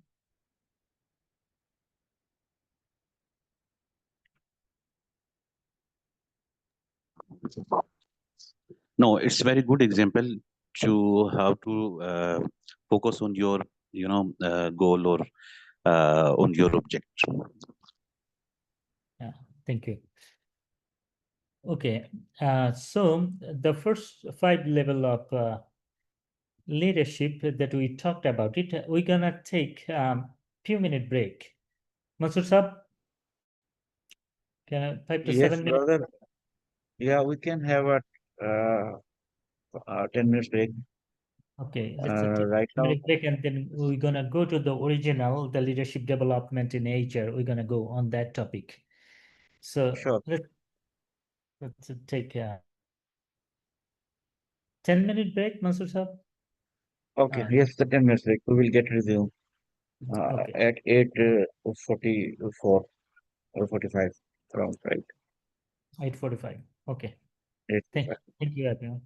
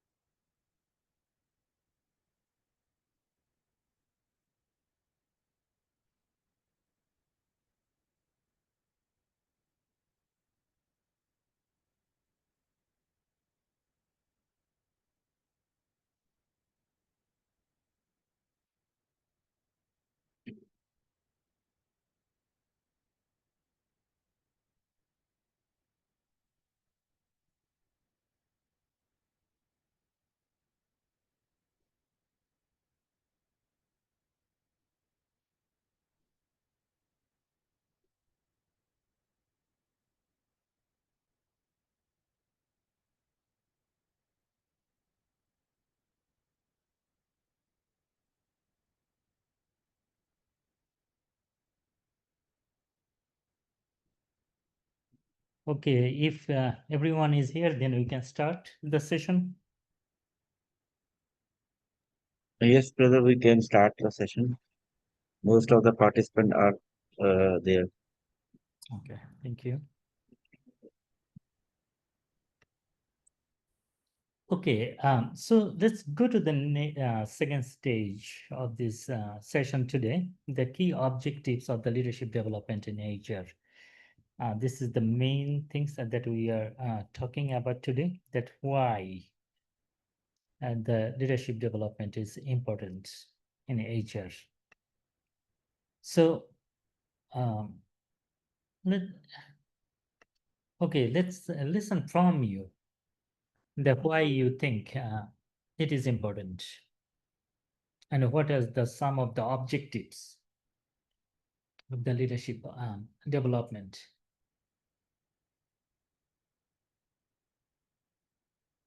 Anyone want to share? Yeah, what is the core objectives of the leadership development in HR?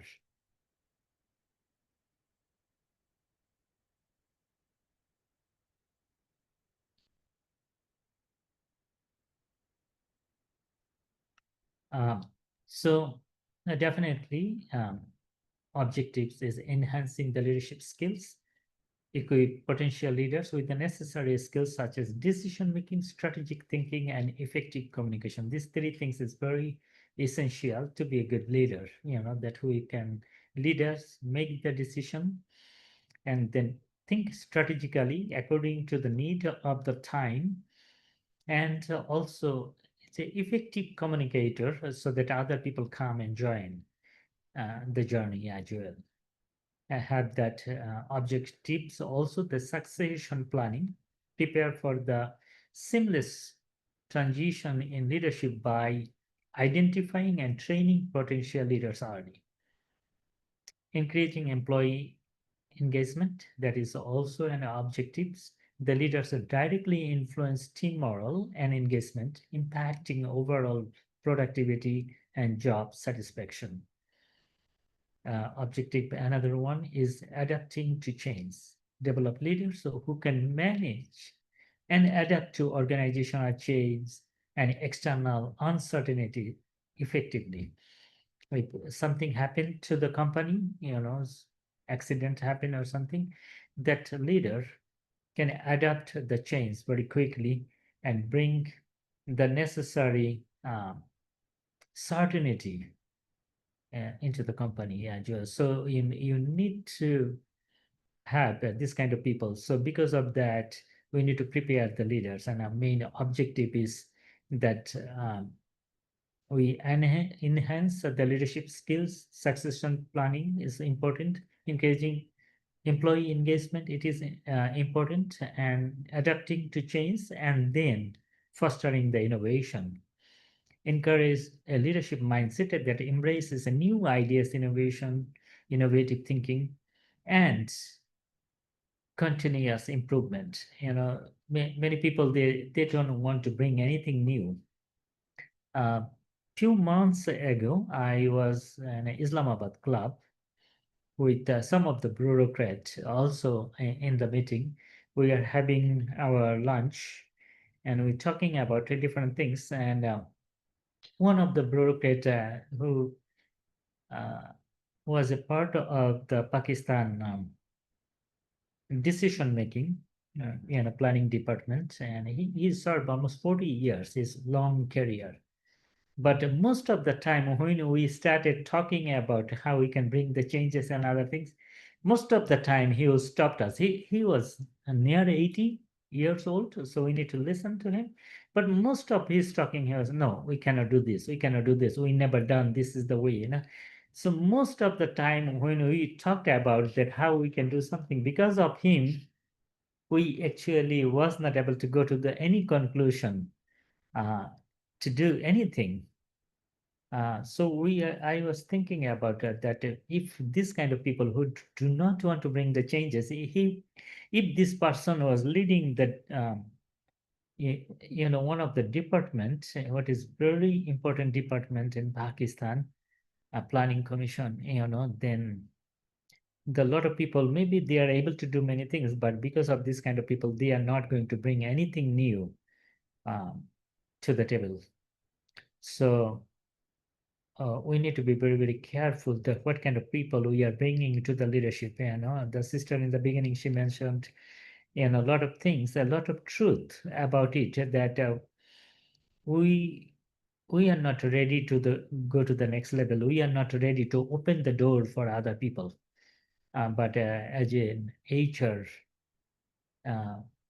manager, HR personnel, that you have a huge responsibility, maybe sacrifice your own dream and the vision, but let other people thrive, at the organization thrive as well. So how you do the decision, watch this little video. Some people, they get very confused. When the problem come in their life, they do not know how to solve the problem. But some people, they're very comfortable with making the decision, very, very comfortable. So look at this video.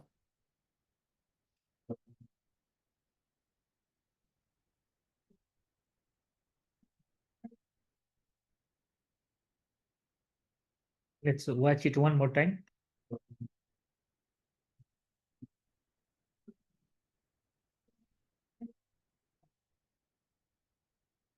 So you will find some team members, they are very confident even the traveling time when the problem happens. But some of the people, they are taking a little longer to learn, or maybe they do not have the experience.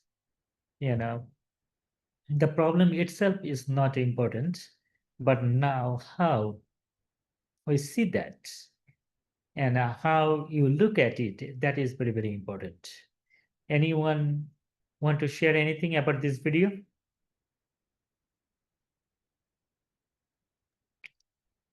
Yes. The other guy easily crossed the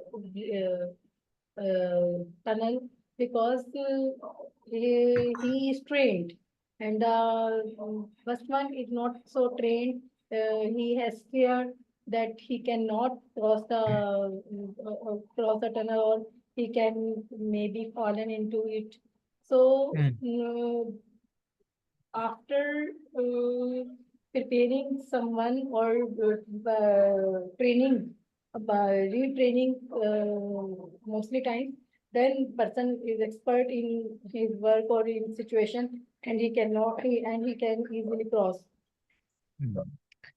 So HR department has Urdu में आजमाइश, responsibility. Urdu में होता है ना कि अल्लाह ताला एक किसी बंदे को मजबूत बनाना हो तो आजमाइशें भी उसी पे ज्यादा Yeah, भेजता है, तभी Yeah. लीडरशिप जो है वो आपकी स्ट्रॉन्ग बनती है। तो सेम यही चीज है कि ये जिसका जितना ज्यादा वो होगा, प्रॉब्लम्स में जितना ज्यादा वो गुजरेगा, फेस करेगा, वो उतना ही स्ट्रॉन्ग होगा, उसके अंदर उतनी लीडरशिप क्वालिटीज जो है वो उभर के सामने आएंगी। Very true. But the HR department also have the responsibility to make other people confident, right? The problem will be with us in no matter what. Even you are very saint, you are very righteous person, but still, and the richest person in the world, but still the problem will come. And the HR department, our responsibility is make other people confident that how we're gonna deal with it. So think like that way, that we're gonna help other people to be confident to go through the tough time. So definitely we need the strategy development, tailored training program, that what kind of program is very necessary for a different individual. So implementing the training session are specially designed to address the unique challenges and the responsibility of the leadership roles within the organization. That we're going to tailor the program what is necessary for this organization. Every like a uh, company, training company, their uh, tailored program will be different than an architectural industry, an AI company, or a EBM type company, or a textiles. So what kind of training is necessary? We need to figure it out, so that and make our people confident, so that they would be able to face the challenges. So it's important mentoring and coaching, cross-functional experience, cross-functional experience. That means that we need to know what is the other department is doing. Many times we know about our accounting department knows only accounting, but we need to see that what is the other department is doing. Designing department, what they're doing, media department, what they're doing, and that faculty member, what they are doing, the training department, what kind of things they are doing. Different department, a different way it works. But when we have the cross-functional things, so that we understand how other people, what they are doing, then we have more respect for that, what other people are doing. But I have a little bit understanding why sometimes it take time. Feedback and assessment is continuous, is very important. We need to do for the improvement purposes, that we need continuous receive the continuous feedback and assessment. And leadership retreat workshop, it is also very essential, so that it uh, boost the employee energy and give them something new perspective, new things, new energy, new way to seeing the things, strategic planning, this kind of things that it refresh the employee as well. So retreat and the workshop is important. So there are some benefits, of the leadership development in HR, that improved performance, enhance the organizational culture, increase retention rates, and the better decision-making ability, and the preparedness for the future challenges. So all these things, that a benefit we can see, that when we do the effectively, we develop the leaders, that we improve their performance. They are now well trained, and they are drive team performance and achieve the business goal. And then definitely every organization, they have their own culture. Effective leaders contribute to a positive workplace culture that promotes the mutual respect, collaboration, and high ethical standard. Many times I observed that some of the girls, even our team, they come and work with us because the environment. They say, "Oh, Tilty environment is really good." Although maybe we're not gonna receive a lot of other places if we go, maybe have a lot of money we can earn, but we're not gonna have that skill development, other things, collaboration, that high ethical standard things. At the same time, my opinion does matter. I am open here to do something new. So because of that, many people we saw that they come and stay with us on a long-term basis. Increase the retention rate. Organizations that invest in leadership development are more likely to retain the top talent. That is another reason that we need to do the leadership development, so that we can retain the top talent. As the employees value the opportunities for growth and advancement, every one of us, we want to do little better than last year. And what is the meaning of success? For some people, that if you know today a little bit more than yesterday, you are a successful person. You know, that if you have a little bit more improvements, self-improvement, your personal improvement or your professional improvement, if it is happened today, little bit, you know, little bit more things than yesterday, you are a successful person. So because of that, many people, they want to, you know, increase their capacity, and then, you know, they want to give other people a little bit more, and then increase retention, and then better decision making. That skilled leaders are equipped to make it the informed strategic decision. Like they have a lot of data, so they make the decision based on the data, and they are all the information is available. Based on this information, they make the decision. Many times you would see that military leader, one of the military leader, you know, he called, but the team leader from different places, you know, different border area. Some may be from Balochistan area, some may be in Sindh area, some in the KPK area, some in the Punjab border area. And this person will listen from the different perspective, different things. And then when he knows all the information had, then he make the decision. So although the Sindh area people, they have the information, but maybe not all the information. In Balochistan border area, they have the information, but not all the information. But a decision maker, when he hear from every single one, then he get a better picture, big picture. Then it is easier to make a decision. So during the wartime, during when you need to bring some product in the market, the better information you have, the better strategy you can create. So because of that, that leadership development is very essential to make some informed decision. And then preparedness for the future. You know, when we are equipped, we do not bother when the 9/11 comes, or you know, Corona is coming again. You know, this kind of people, they do not afraid. They say, oh, we dealt with that before. We're going to deal it next time in a better way.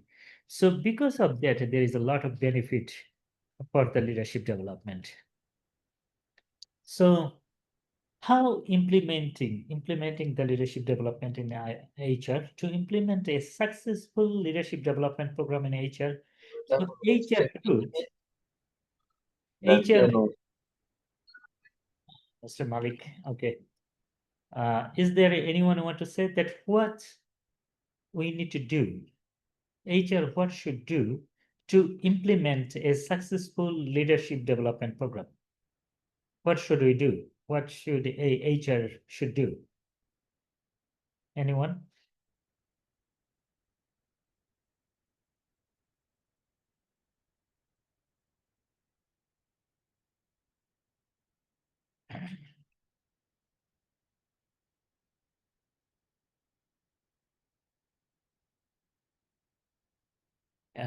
You need to conduct the needs assessment, right?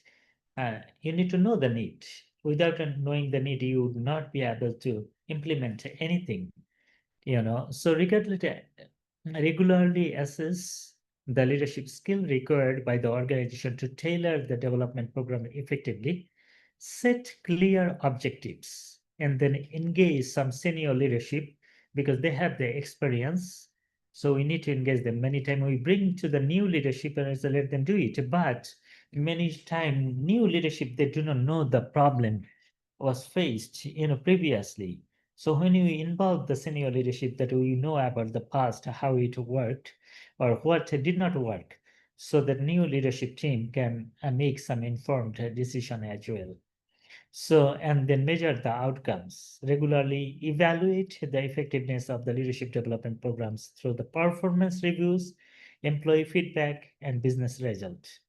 Uh, is that is very important. You know, regularly we need to conduct the needs assessment, and this needs assessment actually help us to develop the necessary leadership skills required by the organization. Every organization do not need every kind of skills, but their specific skills is important. And through the assessment, necessary assessment, that we can find out what kind of skill is necessary for our company. And so what is the future of the HR?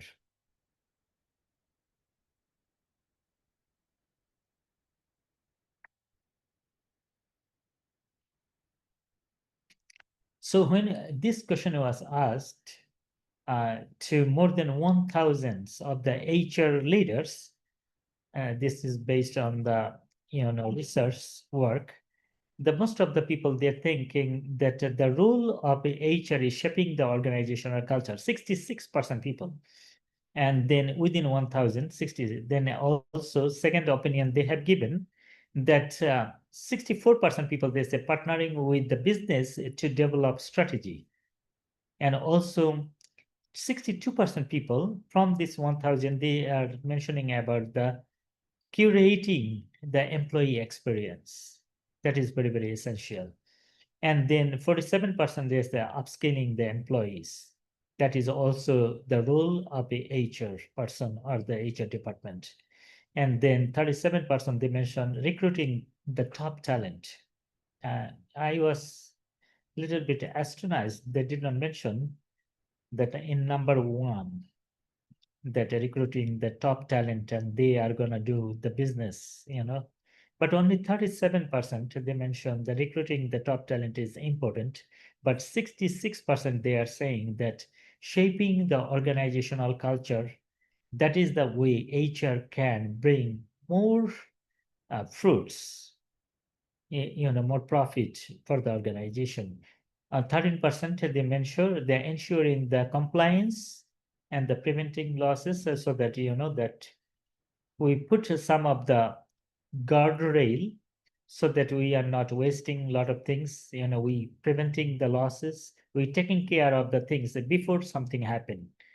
And then 11% there's talking about that we need to do the corporate social responsibility, CSR, and ESG, that we need to lead on that ESG, that means environmental, social, and the governance.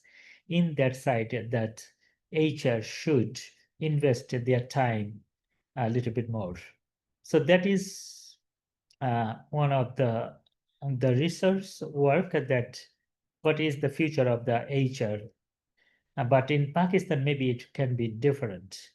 Maybe some of you can do a little research. Mr. Mansoor Sir, maybe you can do a little research and ask the different group that, that maybe we can make our own assessment that what they are thinking about should be, the HR role should be.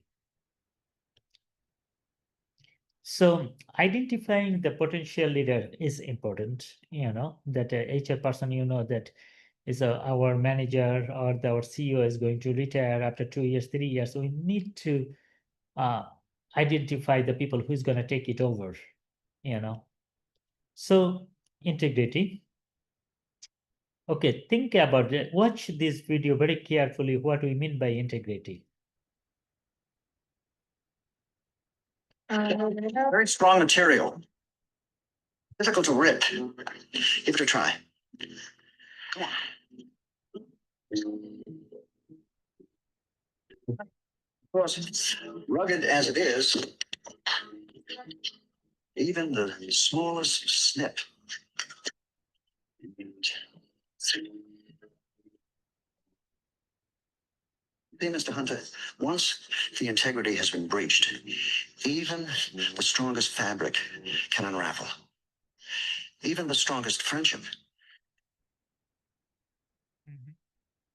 What do you think about this video? Why integrity is very essential for HR development or leadership development?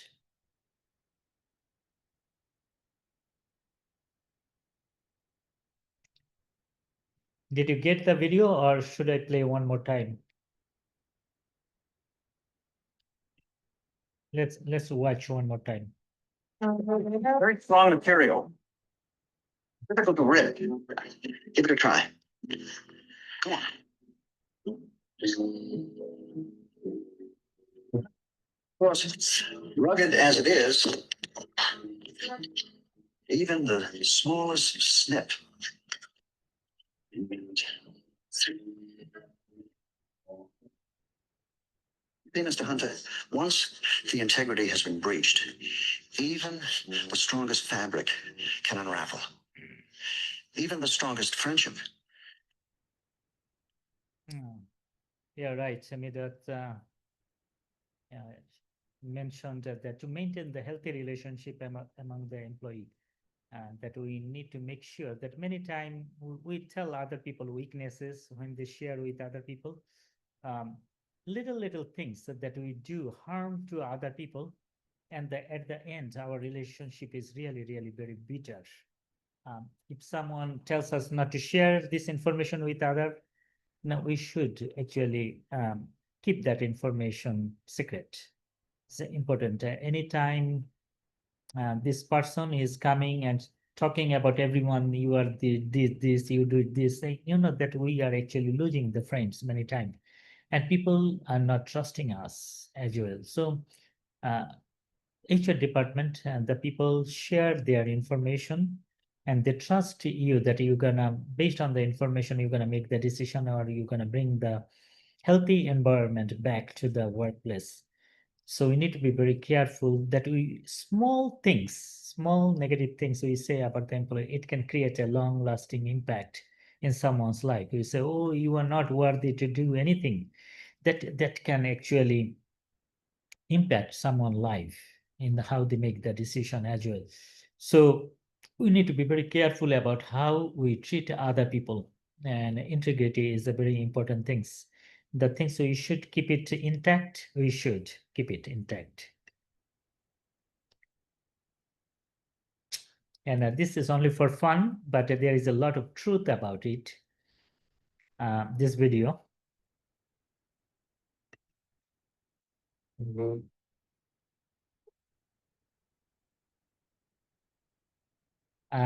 We're gonna have some team member.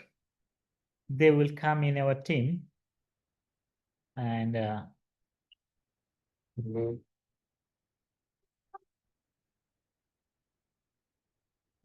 so you need to be very careful. And although this is a fun, but one person, if this person do not know the whole system, how it work, how further the company came, and one person can come and destroy the reputation of the company. So you need to weight it very well, so that this person who is coming, joining in the new in the company, have the rational mind, sound judgment, that they can make. So it's important. Anyone want to say anything about this video? Is it clear? It is clear, and it same happens in the organization. You are sharing the videos before, and this one also it clearly shows the current culture or organization culture, which is currently practicing in our companies. So, but the actual thing is that we should understand what our action is going to be destroyed the whole group or the whole company or the whole department or the whole company major reputation. It is our duty, it is our moral duty. But when we are in the situation, we just see ourselves, and we just focus on our emotional feelings or our monetization. And for this, so we can because the leaders are not working actually, and they misguide or mislead the directors and the management, and after that it's happens same, which is the sharing in. Yeah, one bad decision can sabotage the entire team. Yes, very good. Yeah, thank you, Nida. The bad decision, one bad decision, you don't need to many, it can destroy, sabotage the entire team. It's very true. So you need to be careful when you actually bringing someone in the team, weight them very well. So identifying the potential as a potential leader, assessment of the skill and competency. Skills and competency is very, very important. Alignment with the organizational values and potential growth for not potential, has a potential for the growth and the leadership. This person is also open to learn. So that kind of people, you bring them that have the skills, competency, and aligns their values with the organizational values, and then this person is open for the growth. So identifying employees with potential leadership quality is the first steps. This can be done through the assessment, performance evaluation, feedback from the colleagues, and the self-assessment. If this person is in the team, from the team, it is good that you prepare someone from the team and bring them as a leader so that they already have the relationship. But when many times we bring the person from outside, it can create a lot of problem. And in Pakistan, it is very sad. The many government department head that we saw, that is a political employee appointment happen, and because of that this person do not have the relationship with other employees and do not know how other work, and it create a problem, so but we like to see the people are getting the promotion within the group, so that it is going to encourage them more to do for the organization. So leadership development strategies, what kind of strategy, how the strategies is going to be helpful for us. Okay, look at this video, then we're going to talk about its strategy. How the strategy actually help us or harm us. So look at this video.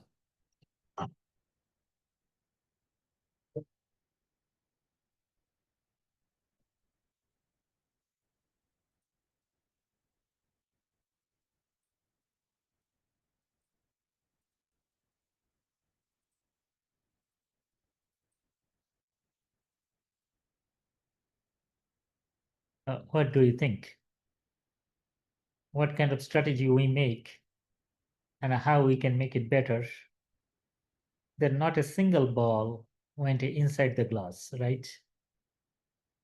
What kind of strategies that it can be very helpful so that we can target and achieve the goal that what is needed. In this situation, what are you gonna do? The person should not throw all balls at a glance at the same time. He should throw ball one by one and by targeting the glass, so that ball can be fall in glass. Mhm. Anyone is gonna do the things differently?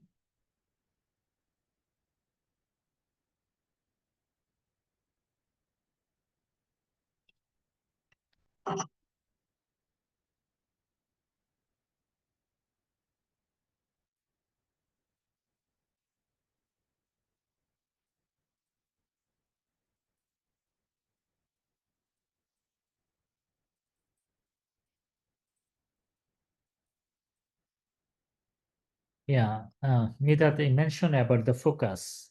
Focus should be clear. With the team effort, we can achieve the target, Um, if you can throw all the balls together, at the end, if you put some net or something that, it will, from the different places, it will come by, and then all the balls will come to the one place. In the beginning, it can go different places, but if you narrow it down, put some net or obstacles or sidebar, then, it can come, all the ball can come into the glass. So different people, they make the strategy different way, but it is important that we focused that what we really want to do and how we can achieve the goal. So it's very, very important that when you make the strategy, our strategy need to work, not wastage, but working. So leadership development strategies is structured training program, mentorship and coaching and cross-functional things that is we mention about it. And professional development and continuous learning, pursuing the relevant certification, staying updated on the industry trend and importance of the lifelong learning. So nowadays, every few months, and I think every month, something new is coming to the industry. New software is coming, new way people are doing, skill development, some of the program. And we need to pursue the relevant certification that this is the things I need for my personal growth and I would be able to help. So what you are able to do, that if you are not a doctor, then you should not go and start doing the operation, the surgical things, but relevant things in your field. What kind of certification is necessary for the you, and then also stay informed about the updated industries. There is a lot of new things is coming, which things we can adapt, we can take so that our company can do better, our organization could do a better job as well. So HR leaders, they require a blend of technical HR knowledge and strong leadership skills. Training programs should focus on the both aspect, covering topics like HR fundamentals, conflict resolution, communication skills, strategic thinking, and change management. Do you know that what kind of 30 job, 30, maybe 20 jobs is gonna be very essential for next 20 years? Do you have any idea? Anyone? What kind of jobs that will be permanent need?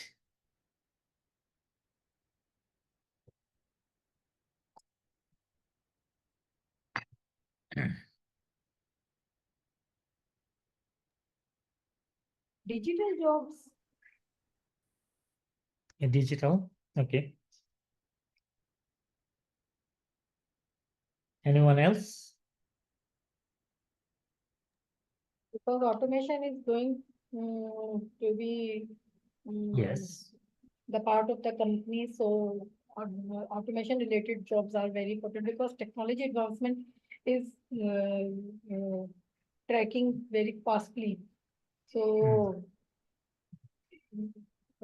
technologies, IT, ERP, and AI, digital. Overall, matlab, these categories of jobs are very important. Yeah. So Which look at which funny. can Yeah. Go ahead, please. So this kind of job, you can search for it the next 20 years, 20 job will be, and you can develop yourself based on that information as well. And but we will be needing people, all the time, although technology is coming and other things, but we will be needing people. So skill development is very essential. Continuous learning, and that is we are updating.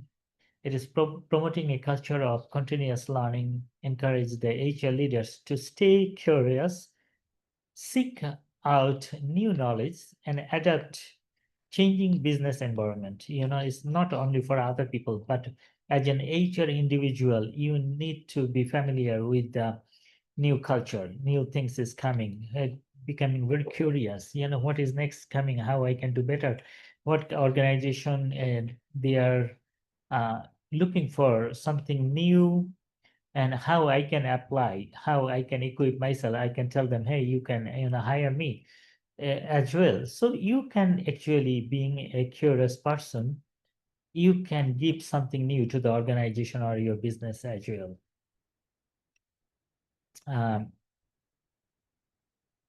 Some of the people, they do not have any idea how the things is working, so if you tell them, if you give them some of the materials, if you give them some of the tools, they do not know how to use it.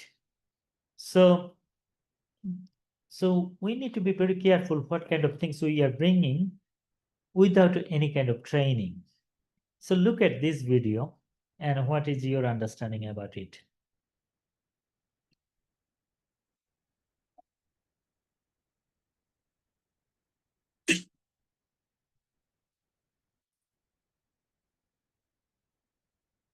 Did you get it? It's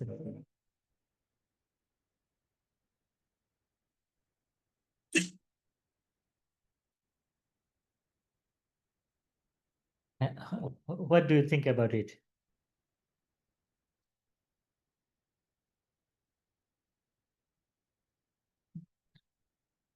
Some of the organization, you give the job to someone, do not have any clue, how to do that. Even you give them, help them to give a barrel that you push it, you make it yourself comfortable. It will be smooth for you, but people do not know how to use it. And it is true for many organization, the people do not know how to use it. A new technology, new things, without you wrote the lack of experience and unable to understand the task. lack of Yes. training, यही तो HR का main role होता है कि HR जो training and development करे. But the HR just do the trainings on the topics which are requirement just of the buyers and the compliance requirement. They don't engage in the training and the skills development program, which enhance the professional development or professional grooming of a person. That's true. Very true. The directors and the companies don't like to invest the money in training programs. It is the bad luck of Pakistani culture that we get aside the training programs. In this program, like me, I am taking this opportunity on my own behalf, not on the company behalf. So because this because organization know that we will get recruitment which already trained. It is the false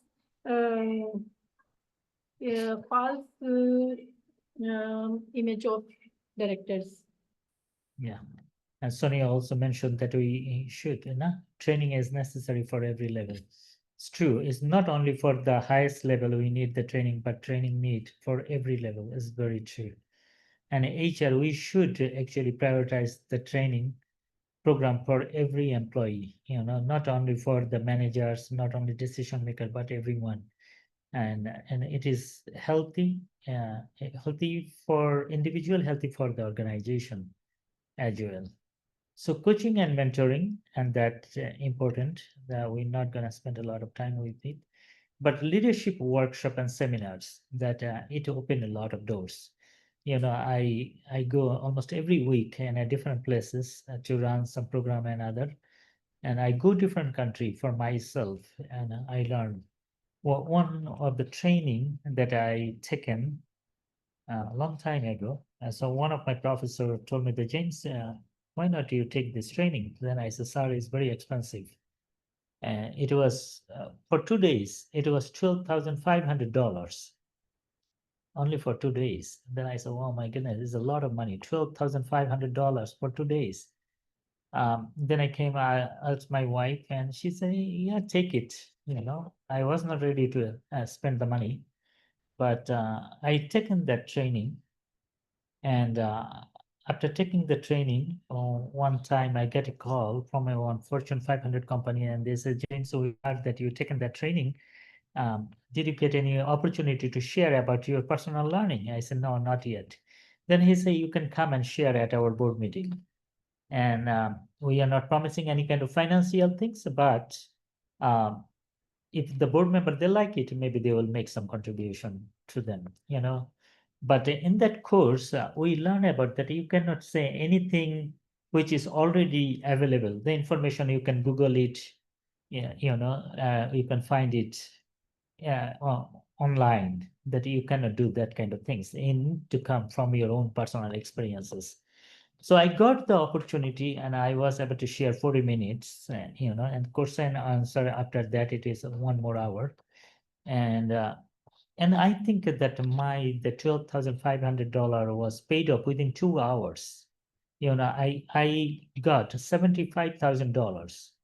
The people gave me that they liked my answer. They liked the way I was able to explain. So anything you are spending for yourself, it is not a waste. It is an investment. And if I am glad that I did it, many years ago, I did it, invested for myself. Now I'm getting many calls every week to go and share different places, and I'm making the money. So if you invest for yourself, definitely, and the people is going to hire you, want your expertise as well. So invest for yourself, and I'm glad to hear that it's not company paying for you, that you are paying for yourself, and I'm sure that a reward will come. You're gonna make a lot of money as well. So cross-functional things that we already in the beginning we said that let's everyone know what the other department is doing. If we have the understanding, then it is healthy. So HR department should arrange some of the program, some of the events, so that that one department is learning about other departments. Recruiting, how it work, training, how it is work, resources, how it is a sell, how is work, marketing, how they are working, the operation, how they are working, executive committee, how they are making the decisions. So open the door for others.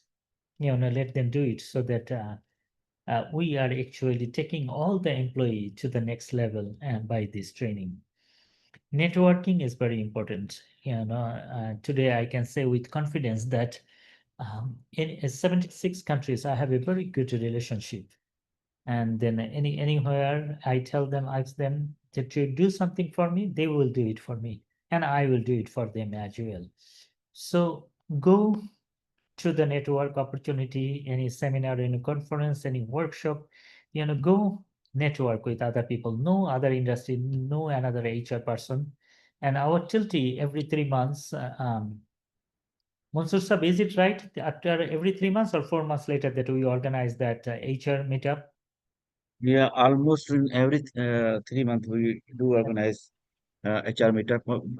Actually, on the conclusion of every CHRP, we do conduct a program. Yeah, so then you would be able to meet a lot of other people, HR people, and then we discuss many other things as well. And it is healthy. And this is the way networking, and what other HR they are doing. And maybe some can offer the job, better job as well. So you should do it. Emphasis on the soft skill, communication, self-motivation, leadership, responsibility, teamwork, problem solving, decisiveness, flexibility, negotiation, this kind of things, ability to work under the pressure, time management, learn this kind of skill. And it is going to be helpful not only for yourself, it is going to helpful for your family, for your friends, for your neighbor, for your community, for your church or mosque, for the nation. Your family, your children will receive the benefit of your learning as well. And the succession planning, and that who is going to take it over, is important. Every company should have it. The succession planning. Who's after me? Who is going to come? Who's going to take it over? How I can prepare other people. Listen this what she had to say about the performance. Listen very carefully. If you sit next to a high performer, Yes. you will outperform by 15%. So a high performer just in your proximity will increase your performance by 15%. If you sit next to a low performer or underperformer, it will decrease your productivity by 30%. So every B player you bring on board is not just decreasing their productivity by 30%.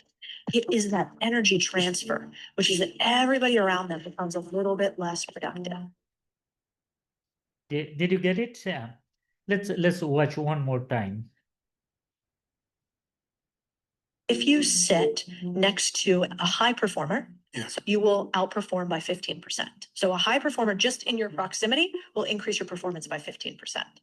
If you sit next to a low performer or underperformer, it will decrease your productivity by 30%. So every B player you bring on board is not just decreasing their productivity by 30%. It is that energy transfer, which is that everybody around them becomes a little bit less productive. Yeah, so I would recommend also to go to the some of the places that who is a little bit better than you, who knows a little bit better than you. If you hang out with those kind of people, that you would be able to see that you are increasing your productivity as well, your knowledge, your experience. And HR individual that we need to seek the new things. We need to hang out with the people who are a little bit more mature, a little bit more skilled. But many times we are afraid. We don't want to hang out with them. But we need to actually do it. Go to the different seminar conferences and meet up with the people who is a little bit better than you.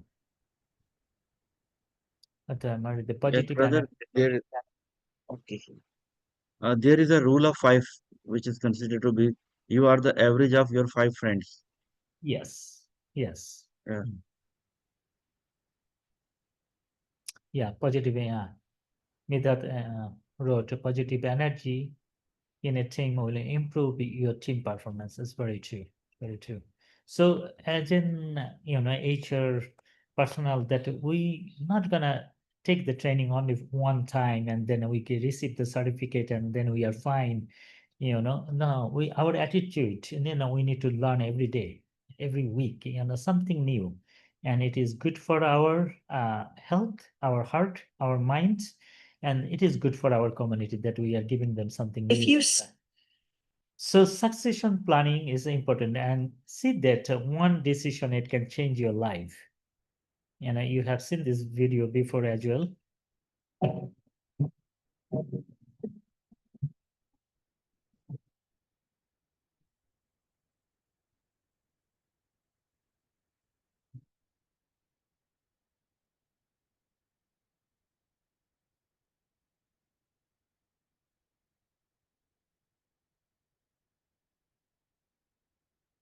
So one decision that you are making, today, it can help you to go to see the big picture. You will be not only your small pond or small area, but it can take you to the next level as well. So decision, it does matter. So what kind of decision you make? Mansoor Sab, we work with the NAST University in the leadership department that we ran the course. And after the course we finished 4 months with them, many of the people were the decision maker in a different government department. They used to work. Many of them, they say, oh, Mansoor Sahab or Brother James said that now we know that we can do better than what currently we are doing. We are just coming, hanging out. We thought our job is secure. We're going to get to the pension and then, 3-4 hours, we just come for the office. But many of them, when they completed our course, leadership course, they quit their job, including some of them, you maybe know that Pakistan PTV head, he left his job and then started something new. And there is a lot of examples that we have that after doing this course, they found out, no, we can do better. So that is the attitude that we should have, the HR individual we should have, that we need to improve ourselves, but we need to open the door for other people as well. So that is all from. The opportunities should be exist, or the opportunities should be available. अगर opportunities available नहीं होंगी, वो निकलना भी चाहता है तो वो निकल ही नहीं पाएगा. लेट्स सपोज ये जो वीडियो अभी आपने दिखाई है, इसमें ही अगर ये जो मछली अभी निकली है, फिश निकली है उसमें अपने पोंड से, अगर समंदर ही ना होता, निकल गई वो. अगर समंदर ही ना होता, सहरा ही सहरा होता और लॉन्ग सहरा होता, लॉन्ग डेजर्ट होता, तो उस मछली ने तो कुछ अर्से बाद वहां पे उस सहरा में अपॉर्चुनिटी को ढूंढते ढूंढते मर जाना था. तो ये तो समंदर मौजूद था, अपॉर्चुनिटी मौजूद थी, तो वो निकली और थोड़ी सी एफर्ट से वो समंदर में चली गई. Okay, look at this video. That journey started at the same time. This two ball journey started, but look at the ups and down in our life. What can do?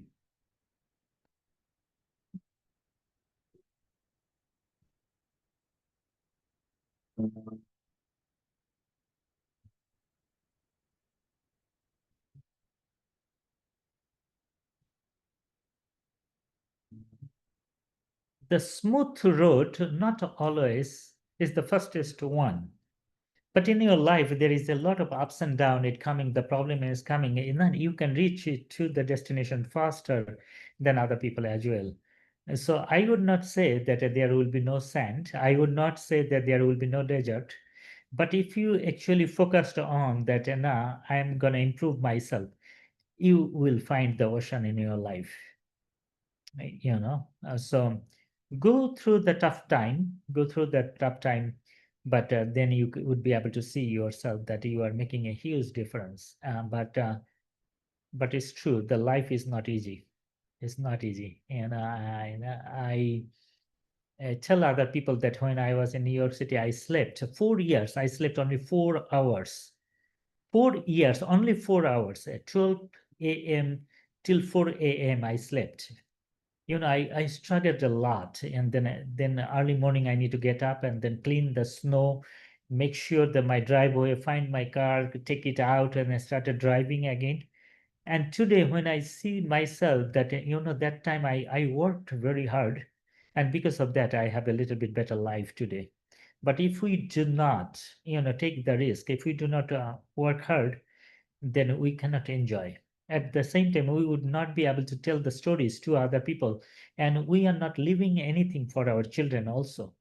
We can tell other people, our children, that, hey, we have done this and it is actually opened a lot of doors for you. Even you have a comfortable life because we worked very hard, and we opened so many doors for other people, and because of that, God opened the door for us. So that is the things I would say, that do your best to help yourself, at the same time help other people, raise them up, let them go through some of the tough time as well, but you will be with them, tell them that this tough time is going to bring the good time in your life as well. But every single one of us, we need to go through the tough time, to receive the benefit. So that's all. Everything is from my side today. Is there anyone any question or anything want to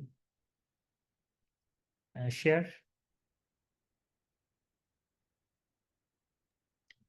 माशाल्लाह sir, आपने बहुत अच्छा session present किया, और leadership के खास तौर पर वो जो 5 लेवल्स ऑफ लीडरशिप है ना, they are very important, which you have described the traps and the realities. Most very important. Nobody revealed like this, and we should understand. But I want to add something, that the leadership is very important at all levels, but at director level and the top management level, the company corporate owners are the key persons who need these leadership trainings.